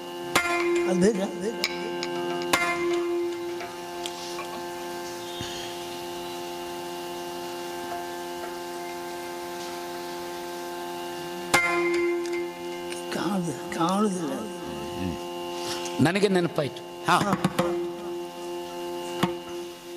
ಒಬ್ಬನಿಂದ ಆಗುವಂತಹದ್ದಲ್ಲ, ವೈದಿಕ ಲೋಕವನ್ನೇ ನಾನು ಬರಮಾಡಿಸಿಕೊಂಡಿದ್ದೇನೆ. ಜಮದಗ್ನಿಗಳು ನಮಗೆ ಬಂಧು. ಅದೇ ಆ ಪಾತ್ರೆ ಬದಲಾದ್ರಲ್ಲಿ ಅವರು ಕುಲಗುರುಗಳು. ಹೌದಪ್ಪ, ಗೋತ್ರ. ಹೌದು, ಕುಲಪತಿಗಳಿಂದ ಲೋಕವಿಖ್ಯಾತರು. ಹೌದು. ಅವರು ದೊಡ್ಡ ಶಿಷ್ಯಗಣದೊಂದಿಗೆ ಹೊರಟು ಬರ್ತಾ ಇದ್ದಾರಂತೆ. ತಡೆದ್ರಲ್ಲ, ಕೆಲವರು ತಡೆದ್ರಂತೆ. ಒಂದು ವರ್ಗದ ಜನ ಬರಲಿಲ್ಲ. ನಾನು ಗುರುತಿಸಿದ್ದನ್ನು ಗುರುತಿಸಿದ್ದೆ. ಯಾರದು ಬಾರದೇ ಇದ್ದವರು? ವಸಿಷ್ಠ ಗೋತ್ರದ ಒಬ್ಬನೇ ಒಬ್ಬ ಬ್ರಾಹ್ಮಣ ಬರಲಿಲ್ಲ. ವಸಿಷ್ಠ ಗೋತ್ರ 100 ಮಂದಿ ಮಕ್ಕಳನ್ನು ಹೊಂದಿದ್ದಾರೆ ವಸಿಷ್ಠರು. ಅವರು ಸತ್ತೇ ಹೋಗಲಿ, ನಮ್ಮ ಯಾಗಕ್ಕೆ ಬಲಿ ಕೊಟ್ಟಾಗ ಆಯ್ತು. ಯಾಗಕ್ಕೆ ವಿನಿಯೋಗ ಇಲ್ಲದಂತಹ ವೈದಿಕರು ಯಾಕಿರುವುದು? ಹೌದು, ಊರಿನ ಎಷ್ಟೋ ತಲೆ ಉಳಿಯಿತು. ಇವರ ಹತ್ರ ಬ್ರಹ್ಮವಸ್ತ್ರ ಇರುವುದು ಯಾಕೆ? ಯಜ್ಞೋಪವೀತ ಇರುವುದು ಯಾಕೆ? ಪಾಪದವನಿಗೆ ಲೋಕ ಕಲ್ಯಾಣಾರ್ಥವಾಗಿ ಮಾಡುವಂತಹ ಯಾಗ ಒಬ್ಬ ತ್ರಿಶಂಕು ಮಾಡುವ ಯಾಗಕ್ಕೆ ಸೀಮಿತವೋ ಇದು? ತಡೆದವರಲ್ಲಿ ಮುಖ್ಯ ಯಾರು ಅಂತ ಗೊತ್ತುಂಟಾ? ವಸಿಷ್ಠ ಪುತ್ರ ಜ್ಯೇಷ್ಠ ಒಬ್ಬ ತಡೆದವರಲ್ಲಿ ಮುಖ್ಯ ಇದ್ದಾನೆ. ಹೌದು, ಒಂದು ಕಾಲದಲ್ಲಿ ಮಹಾಬುದ್ಧಿವಂತ ಅಂತೆ. ನರಿಶಂಧನ ಇತ್ಯಾದಿ ಇತ್ಯಾದಿ. ಮಹೋದಯ ಅವನಿಗೆ ನಿಷಾದತ್ವವಲ್ಲಿ ಹಬ್ಬ ಹೋಗಲಿ, ತಿರುಗಲಿ ಪಿಶಾಚಿಯಾಗಿ. ಆಗ ಗೊತ್ತಾಗಬೇಕು ಇದರ ಮೌಲ್ಯ ಏನು ಅಂತ. ಹೌದು, ಹೋಗಲಿ. ಕಶ್ಯಪಾದ್ಯರು ಬಂದಿದ್ದಾರೆ. ಹೌದು, ಅವರು ಋಷಿ ಧರ್ಮದಲ್ಲಿ, ಋಷಿ ಪರಂಪರೆಯಲ್ಲಿ ಸರ್ವಶ್ರೇಷ್ಠರು. ಮೇಲೆ ನಮಗಿನ್ನುಂಟ ಇಲ್ಲ. ತುಳಸಿ ತಂದಿಟ್ಟ ಮೇಲೆ ಬೇರೆ ಹೂವಿನ ಅವಶ್ಯಕತೆ ಉಂಟ? ಇಲ್ಲಪ್ಪ, ಅವರೇ ಬಂದಿದ್ದಾರೆ. ಇಲ್ಲ ಸತ್ಯವ್ರತ. ಹೌದು, ಶಾಪದಿಂದ ನಿನ್ನ ದೇಹದಲ್ಲಿ ಒಂದು ಕರ್ಮದ ಕೊಳ ಇದೆ. ಹೌದು, ವರುಣ ವಿದ್ಯೆ ಜಮದಗ್ನಿಗಳಲ್ಲಿ, ರುದ್ರ ವಿದ್ಯೆ ನಮ್ಮಲ್ಲಿ ಈಗಾಗಲೇ ಸಿದ್ಧಿಯಾಗಿದೆ. ಹೌದು, ಅಥರ್ವರ ಮಾರ್ಗದರ್ಶನ. ಅದಕ್ಕೆ ಅದನ್ನು ಬಳಸಬೇಕಾಗ್ತದೆ. ಯಾವ ವೇದವೂ ನಿಷೇಧ ಅಲ್ಲ. ಬಳಸುವುದಕ್ಕೋ ಅಥವಾ ಅದನ್ನು ಪುರಸ್ಕರಿಸುವುದಕ್ಕೋ ತಿರಸ್ಕರಿಸುವುದಕ್ಕೋ ವಿಧಿ ನಿಷೇಧ ಅವರವರು ಮಾಡಿಕೊಳ್ಳುವುದು. ನಾನು ಅದನ್ನು ಮಾಡುವುದಿಲ್ಲ, ಇನ್ನೊಬ್ಬ ಮಾಡಬಾರದು ಅಂತ. ಯಾಕಂದ್ರೆ ವೈದಿಕ ಅದು, ವೇದ ಅದು. ಅಥರ್ವರ ಮಾರ್ಗದರ್ಶನದಲ್ಲಿ ನಾವಂತೂ ಅಶ್ವನಿ ದೇವತೆಗಳ ಪ್ರತ್ಯಕ್ಷಕ್ಕಾಗಿ ಸೋಮಯಾಗವನ್ನು ಮಾಡಿದ್ದೇವೆ. ಅವರು ದೇವಭೇಷಜರು. ತನ್ಮಾತ್ರೆಯನ್ನು ಕಳೆದು ಕೂಡುವ ತತ್ವಜ್ಞಾನ ನಮಗೆ ಸಿದ್ಧಿಯಾಗಿದೆ ಆಪೋದೇವಿಯರ ಅನುಗ್ರಹದಿಂದ. ಅದನ್ನು ಕೈಗೊಂಡು ಆ ಯಾಗಾಂಗದ ಸಂಪಾತಾಜ್ಯವನ್ನು ನಿನಗೆ ಪ್ರೋಕ್ಷಿಸಿ ಕಲಶದ ಸ್ನಾನವನ್ನು ಮಾಡಿಸಿ ನಿನಗೆ ಅಂಟಿದ್ದಂತಹ ಹೊಲೆತನದ ಭಾವ ಏನುಂಟು ಆ ಕರ್ಮದ ಕಳೆಯನ್ನು ತೊಳೆದು ನಿನ್ನನ್ನು ಪತಿಕರಿಸಿ ಪರಿಶುದ್ಧಾತ್ಮನನ್ನಾಗಿಸಿದ್ದೇನೆ. ಶುದ್ಧೀಕರಣ ಅಂದ್ರೆ ಇದು. ಅದು ಮತ್ತೆಂಥದ್ದು? ಪಂಚಗವ್ಯ ತಕೊಂಡ್ರೆ ಶುದ್ಧ ಆಗುದಿಲ್ವಾ? ಎಂಥದ್ದು ಅದು ಆ ಪಾವಿತ್ರತೆಯ ನಮಗಿರುವಂತಹ ಶ್ರದ್ಧೆ. ಅದು ಇಲ್ಲಿ ಶ್ರದ್ಧೆಯೇ ಮುಖ್ಯ. ಅದಕ್ಕಿರುವಂತಹ ವೈದಿಕವಾದಂತಹ ಕರ್ಮಾಂಗಗಳು. ಹೌದಾ? ಉದ್ಧರಣೆಯಲ್ಲಿ ನೀರು ತೆಕ್ಕೊಂಡು ತುಳಸಿ ದಳವನ್ನು ಹಿಡ್ಕೊಂಡು ಆಪೋದಿಷ್ಟ ಮಯೋಭವ ಹೇಳುವುದಿಲ್ವಾ? ಹೌದು. ಉದ್ಧರಣೆಯ ನೀರು ಸಾಕಾಗ್ತದ? ಇಲ್ಲ. ಮಂತ್ರದಿಂದ ಆಗುವಂಥದ್ದು ಪ್ರೋಕ್ಷಣೆ. ಕಲಶೋದಕದಿಂದ ನಿನ್ನನ್ನು ಪರಿಶುದ್ಧನನ್ನಾಗಿಸಿದ್ದೇನೆ. ಮಾತ್ರ ಅಲ್ಲ, ಎಲ್ಲರೂ ಬಂದಿದ್ದಾರೆ. ಅವರವರಿಗೆ ಅವರವರ ಉಪಹೋಮ ಏನುಂಟು ಯಾಗಾಂಗಕ್ಕೆ ಸಂಬಂಧಪಟ್ಟದ್ದು ಇದನ್ನೆಲ್ಲ ನಾನು ಜಮದಗ್ನಿಗಳ ಬ್ರಹ್ಮತ್ವದಲ್ಲಿ ನಾನು ಆಚಾರ್ಯನಾಗಿ ನೀನು ಯಜಮಾನನಾಗಿ. ಹೌದಪ್ಪ. ನನಗೆ ಹೂವನ್ನು ಕೊಟ್ಟಿದ್ದಿ, ನಿನಗೆ ಪವಿತ್ರವನ್ನು ಕೊಟ್ಟಿದ್ದೇನೆ. ಹೌದು. ಪಾವಿತ್ರತೆ ಅಷ್ಟೇ ಇರುವುದು ಸತ್ಯವ್ರತ. ನಾನು ಅಂತ ಹೇಳುವವನಿಗೂ ಪಾವಿತ್ರತೆ ಇಲ್ಲ, ಅವನು ಅಂತ ಹೇಳುವವನಿಗೂ ಪಾವಿತ್ರತೆ ಇಲ್ಲ. ಎಡಕ್ಕೆ ಎರಡು ಬಲಕ್ಕೆ ಎರಡು, ನಾನು ಮಧ್ಯದಲ್ಲಿರುವ ಎರಡು ಬಲ ಉಂಟು ಹೇಳುವವನಿಗೂ ಪಾವಿತ್ರತೆ ಇಲ್ಲ. ಕೊನೆಯ ಬಿಡು, ಅವ ಸಣ್ಣವ. ಹಾಗಾದರೆ ಯಾವುದರಲ್ಲಿ ಇಲ್ಲದೆ ನಿಸ್ಪೃಹವಾಗಿರುವಂತಹದ್ದು ಅನಾಮಿಕ. ಅದಕ್ಕೆ ಪಾವಿತ್ರತೆ ಇರುವುದು. ನೀನು ನಿಸ್ಪೃಹನಾಗು. ಅದಕ್ಕಾಗಿಯೇ ಈ ಬೆರಳಿಗೆ ಪವಿತ್ರವನ್ನು ಹಾಕುವುದು. ಇದಕ್ಕೆ ಹಾಕ್ಲಿಕ್ಕೆ ಆಗುದಿಲ್ವ? ಅದಕ್ಕೆ ಅಹಂಕಾರ ಉಂಟು. ನಾನು, ಇದು ನನ್ನದು. ತಪ್ಪು ಮಾಡಿದ್ಯಾರು? ಅವನು.